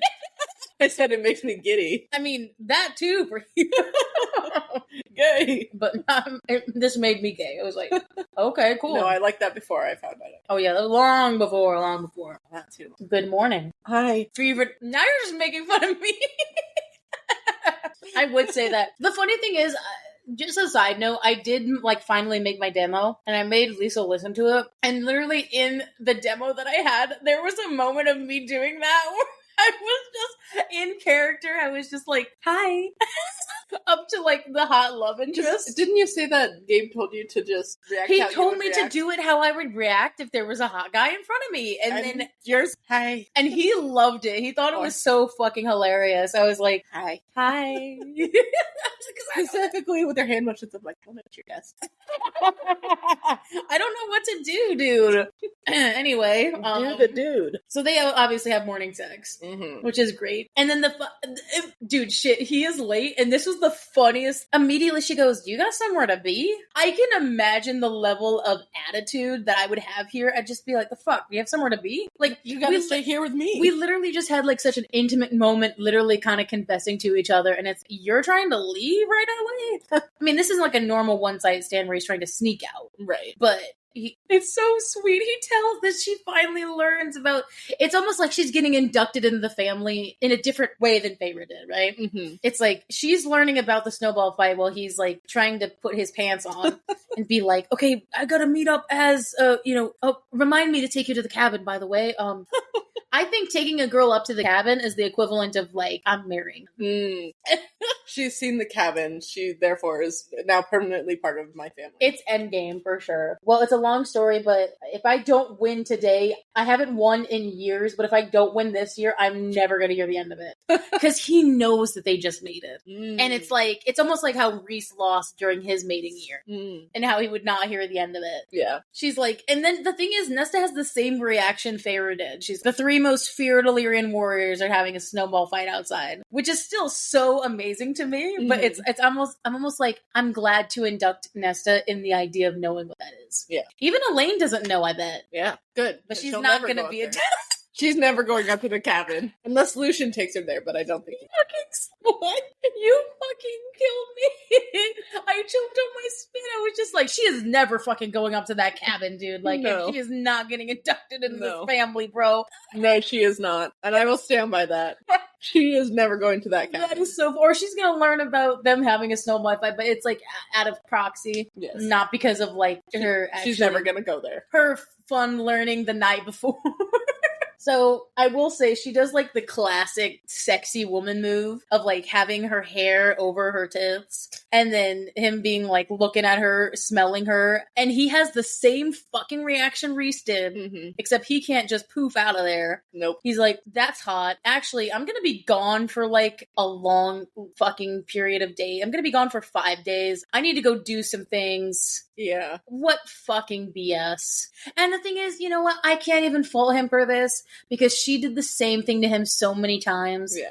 I'm not saying that this is great, but I'm also not faulting him for something she has done consistently. Right. It's just she's not the one doing it this time, and so it's like we thought we kind of went past this. Right. He doesn't want to scare her. His male need to claim. I will say I brought this up with who was it? I brought this up with Ryan today during our hey Ryan. Hi Ryan. During our talk today, and I was like, Cassian has really good control compared to Reese. Oh yeah. I mean, he's able to stay away from Nesta for fucking days and just run away to the Illyrian steps right after they mated, which is not a thing that Reese wouldn't have been able to do that. While his mate is like just naked in bed, there teasing.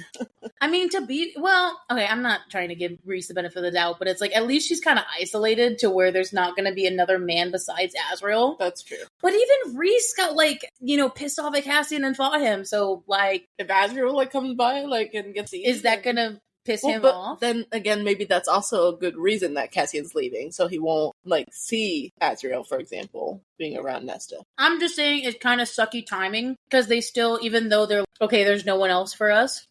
She's like, well, why are you just gone out of a sudden? Right. It's like when someone tries to get out of a date. Hey, I got a call that my mom's in the hospital. I'm gonna be gone for a few days. It's like, why did you do that? Right. If I thought it was going well. Because it's not like he got some message that the Illyrian steps had some problems. He literally just pulled that out of his ass. Right. That's not good. It's 3 days he's gone. I mean, to be fair, 3 days is not big in the grand scheme of things. But dude, Nesta's bad. If anything, Nesta's the one who's like, can't take it. Yeah. Body aching, teeth on edge. She's like, it might as well have been 3 months without him. But so when they're up at training, Azrael's the only one there. And I will say that she does bring her gift up there so that the other priestesses can enjoy the songs as well while she's working. Yeah. Dude, the fact that she says she's had to like masturbate so often just to even feel a little bit like relief. God damn. Cassian, come back. Your mate needs you. It's like, how did it... I mean, she even knows. She's like, why do I feel this way? Am I sick? Am I going insane? It's like, because Cassian didn't have the same thing that Reese did, where like Reese told Pharaoh what it was. And was like, hey, kind of going to be friendly for the next couple days. I just want to let you know that. Yeah. But they also didn't have the time to, I mean, they could have for these 3 days, fucked continuously, but they didn't have that nice cabin week where they could just do whatever. So they got something called like Valkyrie sprinting, which at first I was like, is this the pacer test? This kind of seems like the Fit Grand Pacer test. Or are these suicides? It says, Valkyrie sprints are like 10 seconds at full sprint, 30 seconds trotting, 10 seconds sprinting for 15 minutes straight. Good. Yeah, so suicides. Is that, I don't know what suicides are. Suicides are, like the lines on the court. There's the baseline, the 3-point mark, the halfway, and the other side, of course, is basically start on one side, you run to the 3, you run back, you run all the way to half, you run back all the way, you run to the next third, run all the way back, and continue. Being a big girl in basketball always made me feel so self-conscious because I was never able to run as fast as all the other girls, and I would get constantly teased for it. I once got humiliated by my my volleyball coach. Oh, no. Because we were doing like the suicides, but then it was at the end when you finally finished, or in between each one, when you came back to the main line, you had to turn and face the wall and do a jump, and like you were gonna block, and you had to do a block against the wall. And I can't jump. I've never been great at jumping, and also I was really heavy, and so I couldn't jump high enough, quote unquote high enough. And so then after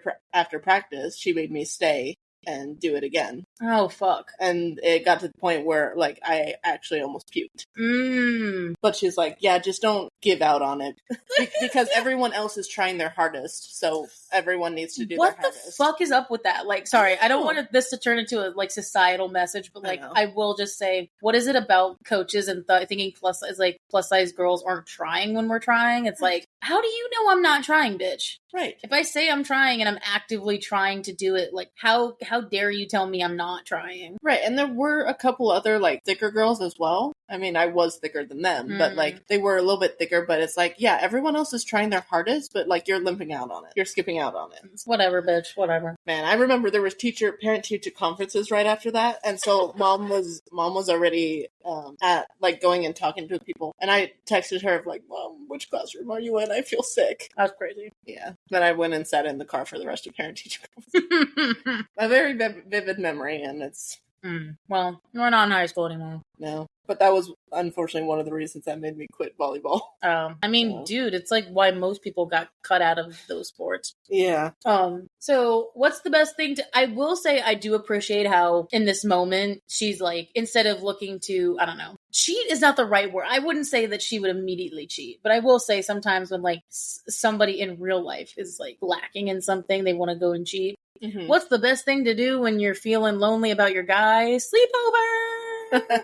Girl party. I thought this was so fucking cute. Because I don't think she's ever had a sleepover. Girls' night. She's never had girls. Sleepovers were so much fun. I mean, I didn't have any at my house, but, like, I always went to other people's. Me and my friends have a yearly tradition from my 1-2 friends at home. New Year's Eve. We've been doing New Year's Eve ever since 2016. Yeah. It's been a long time, but every year since. Again, Gwen has never stepped foot outside the library, but I mean, it's the house. It's just above the library. So, if anything, this is like a good step, a small step, you know? Emery's like, sure, why not? I understand. I can tell you need us. And you would like to stop masturbating for a couple hours. Just be able to talk to us, yeah? So she does, so Gwen has to ask Clotho for, leave, but she obviously isn't going to say. Right. So they're waiting they, as in Nesta and Emery, are waiting for Gwen in the private library. So this is where Nesta was for all of Akawar, basically. Yeah. I will say, Emery is a fucking mood. If I was, like, somebody in this trio besides Nesta, it'd probably have to be Emery. Just because she's like, they're just sitting there. I can just imagine reading books and her just being like, guess Cassian has a good dick then. And just taken off guard, like, excuse me? Yeah. You're like, well, he's got the walk. The walk? Yeah, like the swagger that a guy knows how to use his dick well. You can just tell. While she's thinking, it's so funny because she's actively thinking about him pounding into her, and she's like, I mean, he's she's like, yeah, no, of course. Yeah. That's how I know she's gay. She's talking about the males going with a walk, and she's like, yeah, I get it. Or at least bi.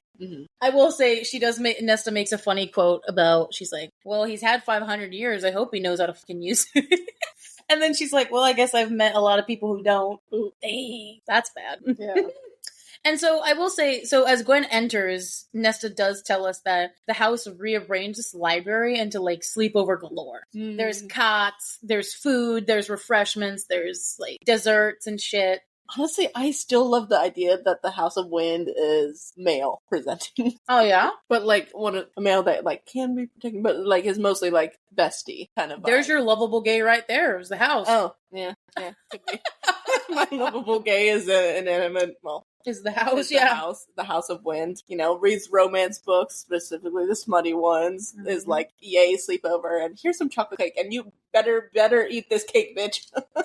He's the one guy invited to the sleepover. Yes. I mean, did you ever have that? Like, the one gay guy that was allowed to this. I never had that though. There was one instance that I heard about that happening, but never to me. Gay guy, no. James, yes. That's even worse though, because he's not gay, but he was just, they knew nothing was going to happen. Yeah, because all of his friends were, at least in the younger years, all of his friends were the girls in the class. And that's what I'm saying. It's just like, that's sad. Well, not sad, but that's just disappointing. Yeah. As the one even straight middle dude. school, like it wasn't even really until high school that he started hanging out with other guys. Good God. So I will say, Emery's like, Nesta's been holding out on us. She's got a magical house. And they're gonna take full advantage of it. Also, dude, Emery, pistachio cake? The fuck are you doing? That sounds good though. I hate that. Pistachio ice cream is actually really good. Gross. Have you ever actually eaten a single pistachio? Yes, I have actually. Okay, that's a surprise. The fuck you. Pistachio ice cream is good. I want to try pistachio cake. I'm waiting for you to have like that Elaine crazy moment of when I say fuck you and you just break out hysterically laughing and then me being like, okay. I might start crying. Like you say it like with more meaning behind it rather than like, our casual like I hate you. Mm-hmm. But like if you like actually said it with more meaning, I might start crying. I would cry if you said it to me internally. Yeah. And then by myself hours later. I love how though when Gwen's like, you have a magic house? It likes to read. And then Gwen is the one to get like the Cheshire Cat smile of, what are we going to do with this? Well, magic house, are there any limits? So, flash forward to 2 hours later, they're all fully clothed in 3 big bathtubs filled with bubbles. Oh, that sounds fun. This is like the most girlish I think I've ever seen these girls, and it's like they are the boyish equivalent of the Bat Boys. I'm telling you. Mm-hmm. And this is Solstice Day, right? Like, what if this turns into their tradition? Mm-hmm. I don't know, going up to Nesta's house and having New Year's night for my friends. Yeah. What if that's their night? It makes sense. So basically the descriptions of this, that like they got more absurd as the night went on, like, and it doesn't seem like they're necessarily, the house is very okay being used. Mm-hmm. Like the house is having a fun time with this too. Yes. It's like almost curious what they're going to ask for next. Silent fireworks exploding in the corner. There's a miniature, like an actual miniature Pegasus in the fucking corner. Which is, wasn't that what Nesta asked for? Yes. Which is kind of funny to me, like, considering Helion and Pegasus. I was like, where the fuck did this... That means that this house is magic made. Dude, a normal magic house would not be able to fucking summon a Pegasus. Yeah, no. This... I'm telling you, Mother Ghost, whatever what the fuck. What if this miniature Pegasus was one of Helion's? And it just stole it? It just zapped it here. Holy shit. Helion's like, wait, where's my He said the 8 of them were pairs, like they were paired up as like breeding mares. Mm-hmm. Breeding pairs, yeah. And then a cake taller than Cassian, lit with 1,000 candles. So 6'5" cake. 6 frogs, and a red and white spotted toadstool. There's also Nesta's Symphonia that they have up there, which is like, I don't know, when you get a gift from somebody, I kind of want to show it off. Like, especially if it's from somebody that is my boyfriend. And it's music related. It's meant to be shared. It's mostly just like for her, because it's like, what's not even like to show, it's like a shared gift even. Mm-hmm. And then Emery's wearing like a diamond crown, and Gwen is dressed up like a human lady actually. Parasol, big, huge hat. And they're just in these bubble tubs. Mm-hmm. It's like such a sweet moment, and then just a flash of just seriousness, and it's like, then shit gets real. Mm-hmm. It's Gwen looks out the window and is like, I don't know if I'll ever be able to go out there again. And I was like, oh. I shouldn't laugh at that, but it's like, I feel like that's something we would do. Like in the middle of having a bunch of fun, we're just like, suddenly there's something depressed. So yeah, you're laughing because this is an us thing where like we'd be having like real good time, and then I'd look out the window and just, yeah, this is why I'm fucking sad and lonely. Like, oh, I wish I had a... The thing is, there'd be a couple down there walking, and I'd be like, you fucks. Yeah. Like, obviously, I love, so I don't really... Like, if anything, it's like the dichotomy of loving seeing people relationships, but then hate seeing people in relationships. It's like, I want that. It's like, I want my own thing. Right. I want my own Cassian. But it's like, it's real. She hasn't been outside the library, and it feels like forever. Mm-hmm. And Nesta kind of feels the same way, because I explained this a lot to Liesl when we were in college. It's almost like college is this bubble where, for some people, it's like, you have fun. There's, you're getting a little bit of adult life, but you're not. So many college kids think that, oh my God, I can do this. I can totally go out in the world. And then they go out in the world and they're like, oh shit, there's way more to this than I thought there was. So college, fun fact, that word is moratorium. College is a moratorium, which means... What the fuck? What are you saying? I learned this in human development with Vince. All right. But it's basically, a moratorium is a transitional place between one thing and another. Oh. So it's typically used as like a transitional place between childhood and then becoming an adult. So it's a place where you can start learning adult things while still not having the full expectation of adult weigh on. Yeah. And it's just, there's some people who, like, when they get stuck in a bubble for so long, especially like them here, they're working on themselves, but at the same time, like, there is a level to walking outside that would be scary because it's different than the norm, because it's like, I just got used to this. Right. Feeling safe with this. Now my next goal is to actually like go outside and talk to people and like engage. And some people can't handle that. I know I certainly can.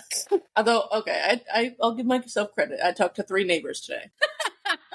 And then I felt completely drained and I'm like, I can't do this. Wait, really? We talked about the stray cats that are moving down in the bush. I was like, I really only talk to people in this building if like we're going and meeting at the laundry place.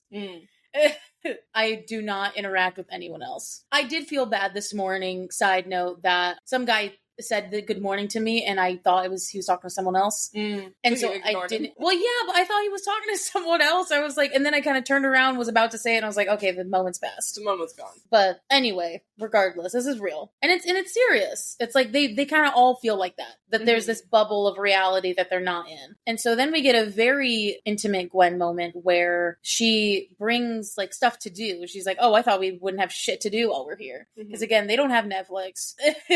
And so she brings like these charm bracelets to make bracelets. I was gonna say wire, but string, twine, something like that. And then she has charms so that it's like they'll all make wishes for, which is really cute. I mean, I know about friendship bracelets, but honestly, I never did that. You never did that? I never once did that, but I also never did normal kid shit normally. I want to do it again. I used to make a bunch of friendship bracelets, usually only with the 4-string. I never made the super complex, like 8-string plus 1, but... See, like, the only reason I'm laughing is because I had such a different childhood than everyone else. Making bracelets was never something I did. What my norm as a child was going to karate tournaments. Like, so I went to Vegas when I was 10. I didn't make bracelets. Which I wish I did. Making your bracelets and teaching those children their ABCs. Sorry, reference. Like, while you were doing bracelets, I was doing karate and going to Vegas. Well, it's like, the thing is, though, I wish I did do some of that stuff. Yeah. I had those experiences. Not because, it's just because now, like, if somebody hears me say that I'd never made them, it's like, I'm just the sad girl who's, like, didn't. But it's like, I mean, I did fun stuff. I just had a different childhood than most. But, so, apparently, the lore is that if once the bracelet falls off, like they wear it until it falls off and then the wish will come true. Which I don't know if anybody did like the water park shit. If anyone went to a water park, kids would wear those bracelets till the end of the year. Like they would wear them. Like if we went to an amusement park or we went to obviously this is kind of demeaning what this is, but this is kind of what that was. People would wear those shits until it fell off. Like they would not. The paper stickers? Yes. Really? Like kids were the kids in not high school, but like in elementary school and middle school were obsessed with that. Wow. If we went there, like they would have them on for the rest of the year or until they fell off. That's wild. Which is weird. I never did that, but I feel like a lot of people did do that as a child. I mean, I understand like keeping those bracelets, but not continuing to wear them. It was mostly the guys, honestly. And that makes a little more sense. But that's wild. I never understood how it didn't end up like lost in the shower. Yeah. But or those disintegrating. Dude, those fucking things were strong though. That's like, true. Dude, if you've been to any festival, they got them. Mm-hmm. And they're like almost impossible to like break, rip apart. Yeah. So that's just kind of how I felt about that. What's really serious about this moment is that we finally get her sister's name. Katrin. And apparently they were fraternal twins, which is interesting because I'm like, normally when I think of like 2 girls or 2 guys, I'm pretty sure they're identical. Well, you can't have fraternal, same-gendered sisters or brothers. And just as much as you can have identical female-male pairs. Mm-hmm. So what's interesting is that Katrin, her sister, is described very opposite than Gwen. Gwen is tan-skinned and red-haired, and then her sister is onyx black hair and pale skin. Mm. Very opposite. Which anytime I think about that, I almost think that there's like a different parent. Like, I'm not gonna lie though, because okay, follow me along here. Remember, their mother had sex at the right, correct? Mm-hmm. She could have had sex with multiple people at the right, and she could have two fathers. There could be two fathers. It's not how that works, though, with twins. Is it not? No. Am I fucking... Twins have one sperm, one egg. They go together, and then in the process, that single egg splits into two. I'm pretty sure I've read stories, though, where the one baby has not the same father. It's possible. Maybe it's on Grey's Anatomy. Maybe that's where I've seen it. But, like, I feel like I've seen it before. But typically, it is just one egg that splits. Fraternal twins is different because it's not the exact same. Because identical, it would be. But fraternal, you can have two different fathers. Huh. Because if you have fraternal, there's a possibility it could be. But if it's identical, no. I suppose that's true, but then the rarity is if the mother releases two eggs. Mm-hmm. Okay, I can see that. So it's possible. Anyway, that's what I thought. Because, why would they be so different? That's kind of crazy. Or she's not actually the twin and she is adopted and maybe she's Reese's sister. Oh, dear God. Katrin? Died that way. Oh, my God. I don't think so. Now you're, like, going down theory lane where it's just, like, any onyx hair person, you're just going to be like, Reese's sister. No, but that wouldn't work with our theory that she's still alive. No. So apparently her and her sister used to do this, which is very sad because, again, like, she doesn't really talk about her sister. That means she's doing it with her new sisters. Yes, spot on. And the fact that she's saying, like, she's kind of talking to Nesta when she says this is that she misses her a lot, her sister. She said, even till the very end, like, it feels like we fought about the stupidest stuff, like, none of it matters now. Mm-hmm. So it almost kind of puts Nesta in this perspective of the shit that she has a problem with Feyre in the grand scheme of things doesn't matter when she's on death's door, which is kind of where she's at because Feyre has a chance of dying. And so there's a part of her that's like, yeah, does it really matter that we're fighting about this petty shit? And just wants to tell her that I love her and say goodbye. That's sad. And she didn't really get to say goodbye, apparently, which doesn't bode well for that scenario that we're possibly going to learn about. Gwen's backstory. Mm-hmm. I also like how Emery and Gwen's backstories have kind of been peppered throughout this. Mm-hmm. Kind of giving us little things at a time, you know? So, in the end, they all pick colors for each other. So they're doing, like, each one of them is doing a bracelet for the other. I like that idea. I like that they're not doing it for themselves and all together, but, like, they're doing it for a different... Right. Nesta's doing it for Gwen, Emery is doing it for Nesta, and Gwen is doing it for Emery. Mm-hmm. Yes, got it. I was like, fuck, what is it? So apparently, like, Gwen and Emery are pretty good at this, and Nesta sucks, which would be the me in this group. Dude, I'm not good at, obviously, from my childhood trauma, I guess I don't know how to make a fucking bracelet. R.I.P. We're gonna make friendship bracelets. Now you're gonna make me do it. Yes. It's gonna be bad, you know that. We'll start with the braided and then we'll add strings. So obviously they're having fun with this. Apparently Nesta's colors are navy blue, crimson, and silver. Mm-hmm. Spot on. Gwen's is blue, white, and teal. And then Emery's is green, purple, and gold. Which that kind of fits. That fits a lot. It does. Very naturey, very purple vibe. Yes, very much. Could totally see all of those colors for them. And so then apparently they're supposed to make, so at first they were going to make wishes for each other to put into the charm. Apparently it's like a coin. Yeah. So it's like a metal thing. But Nesta's like, no, I want to do it. So Nesta gathers the charms in her hand, squeezes them. Definitely fucking magic involved. I mean, see what happened when she made the swords? When she wasn't even trying? Uh-huh. And now she's trying. And she's making something. So, a small gift for the friends who had become like sisters. A chosen family like the one Feyre had found for herself. Oh. And I quote, I wish for us to have the courage to go out into the world when we are ready. To always be able to find our way back to each other no matter what. Aww. Very much like a swearing. Yeah. Like, we won't be separated. It's like sort of. I thought that was cute as fuck. It is. Especially as people who... how do I say? Well, you never had a sister, but as people who didn't really have sisters of our own, it's very beautiful when you like find that found family. Mm-hmm. So what we're saying is that the people with trauma relationship We love a found family dynamic. Just bringing back the blood of the coven is thicker than water of the womb. I have never heard you say that, but that was kind of epic the way you said that. Thank you. No, I was good. I mean, people always get it mixed up of like blood is thicker than water. It's like, no, the full thing is blood of the coven is thicker than water of the womb. I mean, I had no idea. I literally just said, like, family's not always blood. Mine is just the easy and simple. But that sounds like a fucking witch's curse. Like, that sounds cool. I dig that. But yeah, what a fun section to go through. Like, that's the end of that part. But anyway, it gets crazy from here on in, is all I have to say. I feel like this is like the temper of, we're kind of chilled down again, and then this is like the last 100 pages of the SJM novel. I was just about to say that. Once again, we're going into the last 100 pages of an SJM book, and brace yourselves, buckle in, strap in, hold on tight, strap up. I can't believe that was only 4 chapters. It was a fucking lot. I know, huh? You still wrote your regular 10 pages just for 4 chapters. To be fair, there was a lot of romance in this, and that kind of makes sense for me.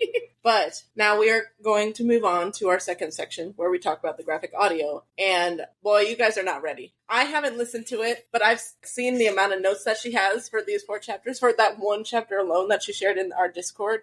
So, I mean, I know what I read. I can only imagine right now what it actually sounds like. I'm getting there. I'm almost done with the first part of Silver Flame. Then we'll do this live stream. We'll do a live stream where we talk about it, similar to the ACAFAS one. Mm-hmm. And then I'll listen to this one, and I am ready. I'm ready. Anyway, so give me my preview. Oh my god. Take it away. So just be prepared for me to absolutely go insane over both of these voice actors. Yes. So chapter 56, it's all the way back to the beginning before the Hewn City party. Mm-hmm. There's especially, again, going back into this graphic audio every week, it's almost even the audio engineers were like, oh, we got to put some transition music in here. And it was very lovely, pretty at the top. It was this pretty catch-up music under the monologue of, hey, so if you're coming back from a break, here's this. Previously on. Yeah, it kind of felt like that. And I loved hearing it. And I will say, during the Moore and Nesta scene, when the Veritas orb is playing the music, it sounds like an old-fashioned, it's almost like it's on like an old record. It has like a scratch to it. And it's like it's like you're hearing it from a record, not like a nice, clear sound. That's cool. It's like a recording. And I actually liked that specific, just like an old-fashioned record. A vinyl. A vinyl, yes. Thank you. I do appreciate Amanda Thorstrom, again, coming back as Moore. Like, we haven't seen her in literally the other half of the book. Hi, Amanda. Missed you. You can immediately tell she's talking to somebody she doesn't like. Yeah. Moore's voice is so sunshiny, and I told her that, and then you can immediately know she's talking to Nesta without even just like, so is that what you're wearing? Or like, yeah. So what are you wearing? It's not like necessarily like bitchy girl, but it's you just know she doesn't like her. She's not trying to be nice. No. And then of course, like the big cutesy thing of hearing Emery Seymour was just, I could imagine like Emery leaning off of oh yeah, on the railing. Being like, and she sighed too. She's like, oh, she's so beautiful. And I'm just sitting there just like, yay. Super gay, bro. I was like, I'm digging it. Because I could just imagine, like, her, just seeing her above, and then more even looking up, and Emery be, straighten my hair, straighten my clothes. I wasn't staring. So that was very cute. Mm-hmm. And then, especially when Gwen gives Emery and Nesta the gifts, and she said, our stories are worth telling. It was, again, another good line delivery on her part to be like, I gotta get Emery and Gwen's voice actors. Yeah. I have no idea what their names are. Apologies. We'll figure it out. But it was really good. I liked how it felt very motherly, but like almost leader-esque. Her saying that. And then, the fire. So at the end there, like that last part of the chapter is where like the house is helping her. Hearing the fire come on and then hearing the song behind it was very powerful. Almost moved me to tears, actually, before even my favorite part started. Was because, like, the song behind it was so, like, it felt triumphant, felt proud. I love that. Oh my god, I did it, you know. And then, sound effect was really cool, was her blowing out the lantern at the end. Just a... And then Was there like no music when she blew it out? Perfect. It was That's raw. Perfect. That's a perfect sound design there. I was like, ooh, that's nice. That's like a okay symbol. That's like peace to resistance. Good. I was like, I dig it.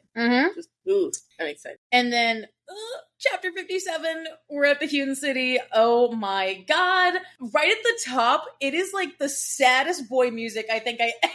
Because we're in Cassian's perspective and we're hearing him in his head, the narration. I'm just like, I actually hate that I'm fucking here. No. And I was like, damn. No, that's horrible. I did not think it was going to sound so sad right off the top. I was like, oh, baby. And then again, I mean, I love a good Rhysand, but I love how as Rhys and Feyre enter the room, the shake of the mountain again, like the power rumbling. And... Remember the first time when we were in the Hewn City when Rhys was like just came in shaking? Now it's two of them. I remember like it was yesterday, bitch. What do you mean? I totally remember him coming hot and powerful with that. Hell yes. Two of them. And I loved how like every now and then there's like a harp music playing. Almost like just to signify the harp thing over and over again, which I really liked. Also, I kind of feel bad for Elaine here when even what is it, Colleen Delaney narrating, just Elaine looked ridiculous. It was hard. I was like, oh shit. I was like, I mean, I feel like I worn my fair share of shit that I probably shouldn't have, like in terms of it didn't go well with me. And I was like, damn, she kind of deserves it though, so I'm whatever. But as Nesta enters, girl, the music, the romance music, like Nesta almost brought him to his knees. Was like he was already on his knees. Was so powerful and strong, and also just like very Season 3 Bridgerton, I don't know if you guys know this, but like when Penelope enters and it's like the confident music behind her, like it's really hot, like it's good. That's what it kind of reminded me of. I do appreciate though recent Feyre's, so Melody Muse and Anthony Palmini, their consistency with their Court of Nightmares vocals, their voices for that, they're spot on through the entire 5 books. I mean, recent Feyre said they always played well together, but I mean, Melody and Anthony, they also always play well together. They do, because hearing Rhys again, I mean, I know I was into like 3 guys in this section, but I was like, you can't like diss on Anthony Palmini performance. I was like, okay, babe, you got some lines. I was like, okay, hi. Okay. Hi. I'm not focused on you right now, but I still say hi. And then, yeah, honestly, Melody, very powerful Feyre. Again, I'm going to reiterate how much power she gave this character, even though she, in the fandom, it seems sidelined, which I don't agree with, but whatever. I will continuously say that. Ooh, I know his name, but I'm fucking forgetting it right now. The guy who plays Eris. Okay. He seems genuinely shocked at the top. As soon as he sees her and then sees Faye, because there's like 5 things happening right now, right? He's getting the knife. He sees Nesta hot as fuck. He sees Feyre pregnant. It's almost like it's too much information for him to process. Yeah. And he's like, yeah, like his voice genuinely seemed shocked. I love that, actually. And I was like, oh, that's kind of good, getting him off his game. Matthew Bassett. Yes, Matthew Bassett. Dear God. That man's voice, he can simultaneously be like the pervious, shittiest dude, but then also play like a sexy, mysterious... Like, it's kind of a talent, I'm not gonna lie. Like, that's hell. So as there's like this beautiful transition, like, between the whole music in this section, because of how epic it is so badass. It's like, it's harps and whispers, and I love that at this point Nesta is basically just harp. Like, that is her instrument. That's like clever. It's her intro. That's clever. I almost said wordplay, but like, what kind of wordplay? That's metaphor clever. Play? Like, I don't really know. That's clever choice. That's a clever choice. Taking like all of the mentions of Nesta related to harp, and then actually taking that in music choices itself. That's actually because they're really conscious of what they're actually doing. It's like every instrument starts up individually, and then you hear whispers of like Eris guiding her to the just like who's like who they again, the whole Harry Potter thing. And also just, the seamless transition, the music. Mm-hmm. Okay, I didn't think it was going to be weird, but I will say what was important is that changing from Cass to Nessa's perspective was very seamless. Like, it was the same music. It was almost like it played right into the other one. It wasn't like, start up again, here we are. Yeah. Like, it was the same music. Talented. Also, the waltz. Dude, the end of the waltz, just this getting faster and faster, then all of a sudden this triumphant end. I could totally just visualize, like, her standing up and then Eris on a knee. I love listening to waltz music. Well, I mean, if there's a dance to go with it, perfect. I love seeing that. I love watching waltzes. It was so... this is, like, probably my favorite scene that I want to be seen and done, personally. It's a scene with Eris? I know. I said. I gave you some leeway. I said he was good this time. Oh, hot damn. When they get to the part where he's just, Eris is just talking to her, he is talking to her like she's the fucking most amazing thing he's ever seen. He's just like, wow, I didn't, like, it's a totally different Eris than before. Like, I mean, so subtly enough, I mean, you know it's his voice, but like, it's probably the most genuine I think he's ever sounded. And he's very lustful. Yeah. In his genuine sound. Which totally gives me bi vibes. Because I'm like, I think he is enthralled by her, but you know. So the bis are the ones that are more forward, typically. Usually they're the chaotic. Either that or the awkward and chaotic. So I was gonna say, I was gonna be like, you are not that bi. No, I'm the introvert bi that's only chaotic and And then there's the straight people who are like me, who talk a big game and then are complete bitches when they come to somebody that we actually like. Yeah. It's like, oh, you want to go? Or okay, I want to go.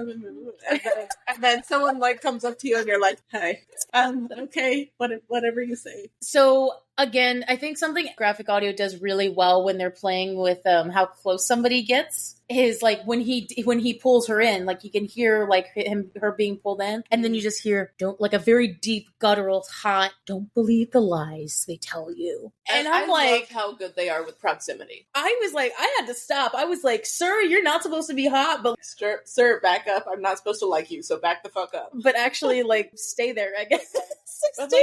If you want to keep talking in my ear, that's okay. He was hot as fuck, like, especially when he was just like, you know, Elaine is the beauty, but you're like outside. Because especially when he touches her and whatever, like I could hear her neck kind of like going limp while he's talking in her ear, and I'm like, I feel like if I saw that as Cassian, I feel like I would be pretty pissed. Yeah. To see it, which totally made sense. Like only I can make her go limp like that. Yes, that's something he would say. But when he said, you're wasted at the night, it was just like a good delivery. Like, I just appreciated his delivery so much. And then, okay, John Bertullo is such like a sweet boy. I mean, he's not like a sweet boy like Anthony is, because he's got a little spice to him. But like, him just gutturally saying, move, everything tightened in me. Like, I was like, what was that? I was like, it's like I moved on the couch. I was like, wait, are you talking to me? Oh, you want me to give up my seat? Okay, absolutely, sir. Go ahead, have my seat. Whatever you want. The fucking command in his voice. And dude, then immediately Eris became nasty as fuck. Ooh. I think that's like the nastiest I think I've ever heard him sound. He was pissed. Wow. He was just like, go back to your master, dog. Ugh. Like it went from sexy to then all of a sudden dumbass. And then I was like, what is I was like, I was with you for like half a second, but that turned me completely off. Yeah. Because no one talks to Cassian like that. No one talks to my boy like that. Shut the fuck up. And then it was interesting how they did the whole end of that chapter where Cassian was in Rhys's mind, but like he also heard Feyre in Rhys's mind. It was like a mind fuck, legit. It's like everyone was just in Rhys's mind. I was like, so wait, so you hear Feyre? Because when I think of Cassian in Rhys's mind, like I don't think of him hearing everybody talk.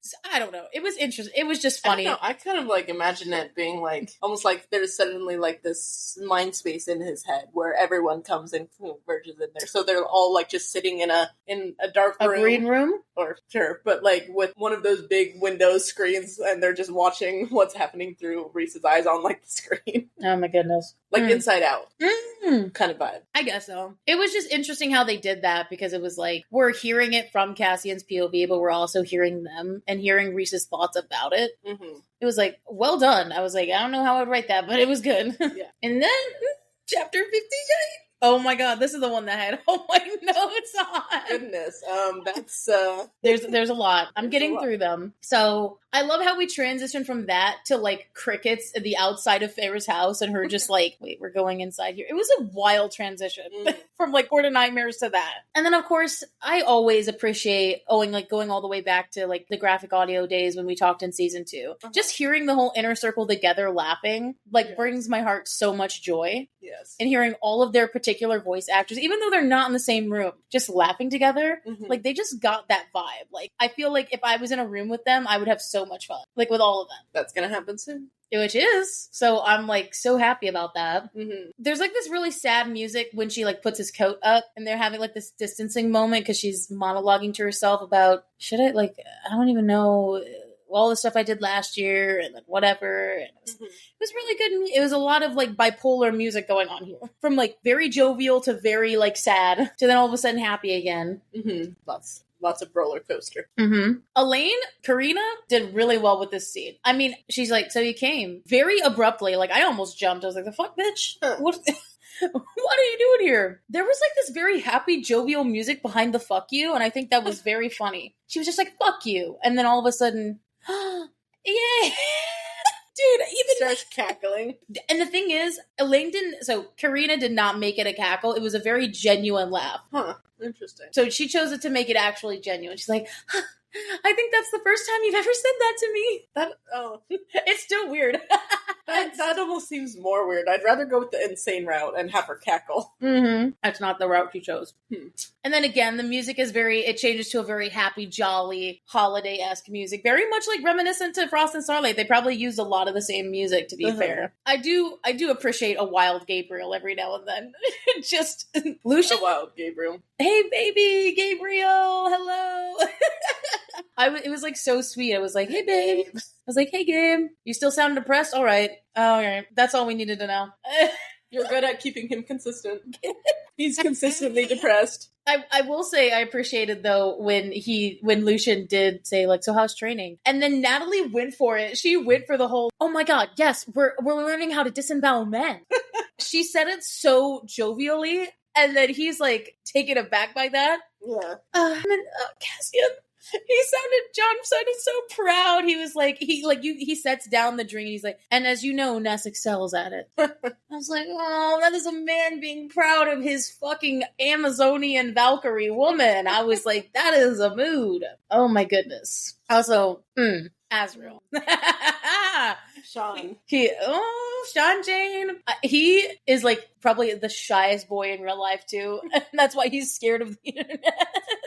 Respectfully, he sounds so cute. Like sounds so strong. But like he's the strong, silent, sexy, which is your thing. And so I appreciated that. I wrote it in, especially at that part where he says like, I like holidays. It's like a little bit of hope popping out in the sad boyness, especially when talking to Nesta. He is seemingly, for the most part, happy to be with his family, even if it's awkward with Lucian. Hey, it's awkward with Elaine and Lucian. Let's not put this completely on Lucian. Right. And throw in that Moore is still there, and he still hasn't quite figured out his feelings there, and awkward. It's like all of your exes are in one place, and you're like, You're expected to be a host for them. Yeah. Also, I'm gonna say the music at the presents part almost teared me up. Made me tear up almost. I don't know why specifically. I think it was just, especially Cassian's narration around it too. Well, so Colleen's narration in Cassian's POV. It was just so pretty. And I'm like tearing up thinking about it. Wow. It was so happy, and he was happy, and he's like so hopeful. The one Azrael part that was very cute was when he gave Nesta the light, and then she hugs him, and he says like, I know. It was so boyish. I was just like, and his chuckle. Oh, your kryptonite, bro. Ow. Here we go. Dear God. Aftermath. This is the Cassian Nesta scene. Dear fucking God. Immediately John goes in with like all guns John. He like the deepest, sexiest tone I think I've heard from him. You weren't gonna say goodnight? I was like, he came in ready to fucking seduce. And I was like, I'm tired. And he's like, you actually, because he actually did make that second part sexy too. He's like, you've been tired a lot late, but hey, what's wrong? Like, I thought, it's almost like he was trying to play into like the sexy gameplay, but then was like, oh no, wait, is like something actually wrong? Like, it's like, wait, time out. Wait, are you're not playing hard to get? This is real. Right. Almost like as if you were gonna go into, oh, you're tired because we've been, fucking so much. But then being like, oh, wait, no, it's not that. Something. She's actually upset about something. Okay. The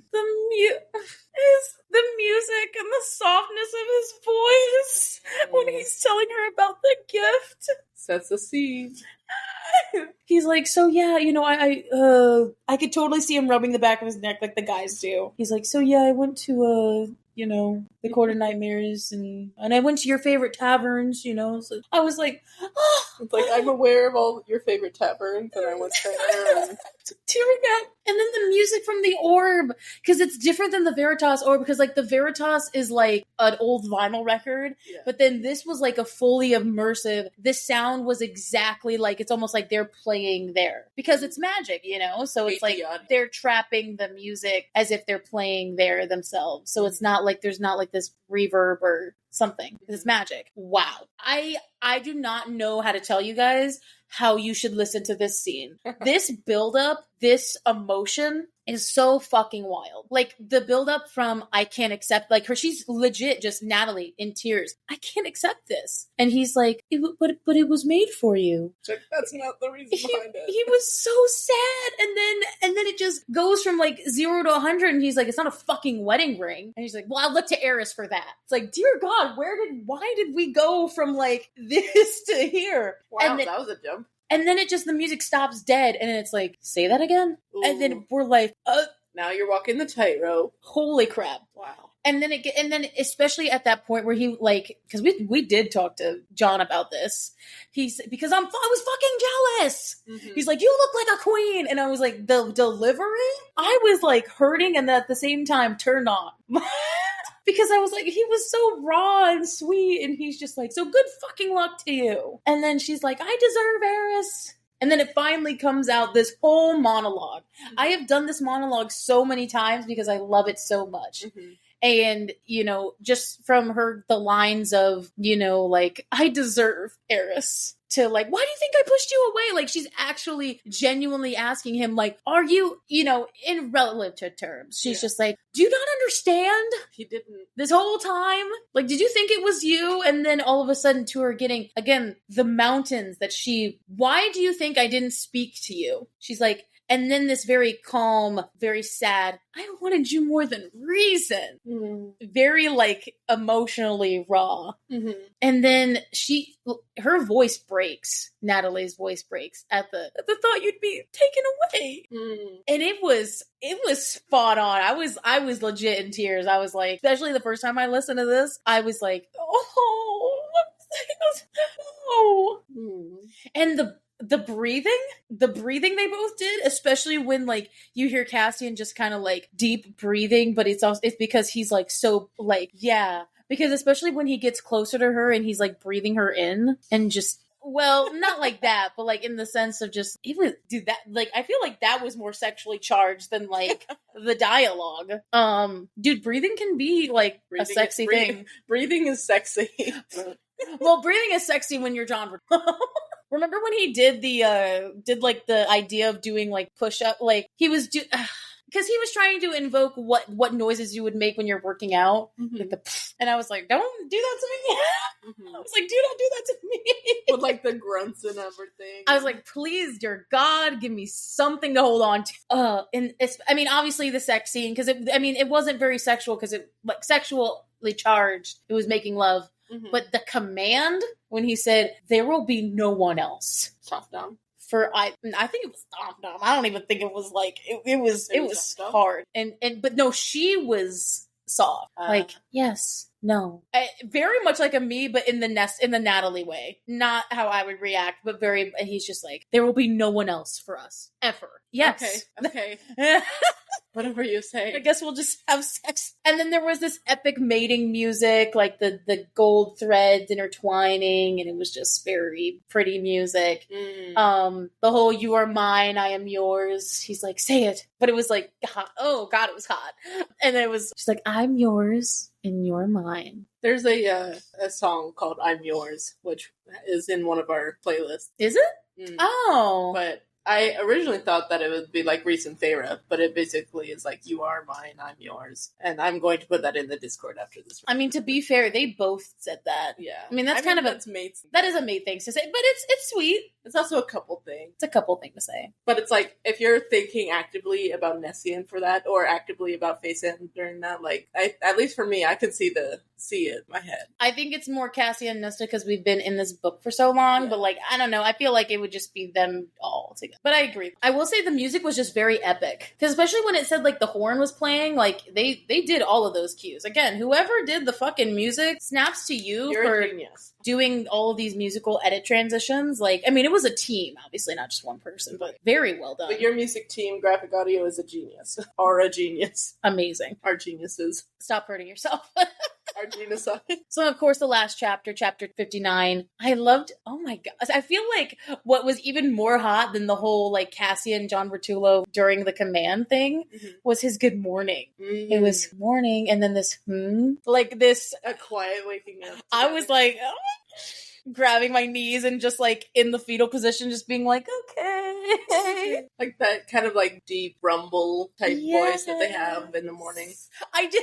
And then comically, the way that Nesta reacted to the whole like, "You have somewhere to be," was totally how I said it and how I would have reacted to it. It's like, "You got somewhere to be, bitch? You gotta be with me right now. I am sitting here naked. We just like stayed the night together, had this epic whatever the fuck it was, and you're just gonna walk out for 3 days?" Okay, that's a choice. Honestly, my favorite part of this besides like my favorite chapter was the line delivery from John on this cabin thing. It was just like a couple of lines, but I just want to say it was like he's putting his pants on and he's jumping. He's like, you can tell that it's like I feel like he's doing it in the booth of just like snowball fight with Az and Reese, and then he goes, remind me to take you there one day, and like actively looking for shit. All right, where's my tools? But I'll be back later. Make sure you eat something. Love you, bye. And then it was his whole after that. He was like so boyish, and especially from that last scene to this one where he says, "And if I don't win this year, I will never hear the end of it." And then he's like, "And then did you know we take it?" And then immediately transitions to, "Did you know that we take a steam in the Birchen afterwards?" Naked. I just put that in there. I was like, "Yes, babe." I feel like Nesta was just like, "Yes, I know it means you're naked. Like, you don't have to." I know what a steam room is. You don't have to tell me what that means. Fuck, Feyre didn't know what it was, so it's probably true. And then, of course, we get the whole, like, sisterhood aftermath of this. And I think my favorite part about starting at the sleepover was the whole Emery just kind of out and about, just very, like, bluntly, "So his dick must be good then." And her being like, what? What? We're talking about this in the open? I was like, there's no one else here, bitch. But also, like, I loved when Natalie went, he's like, she did like a whole, yeah, she did he's just, That's kind of funny. I was like, that's real.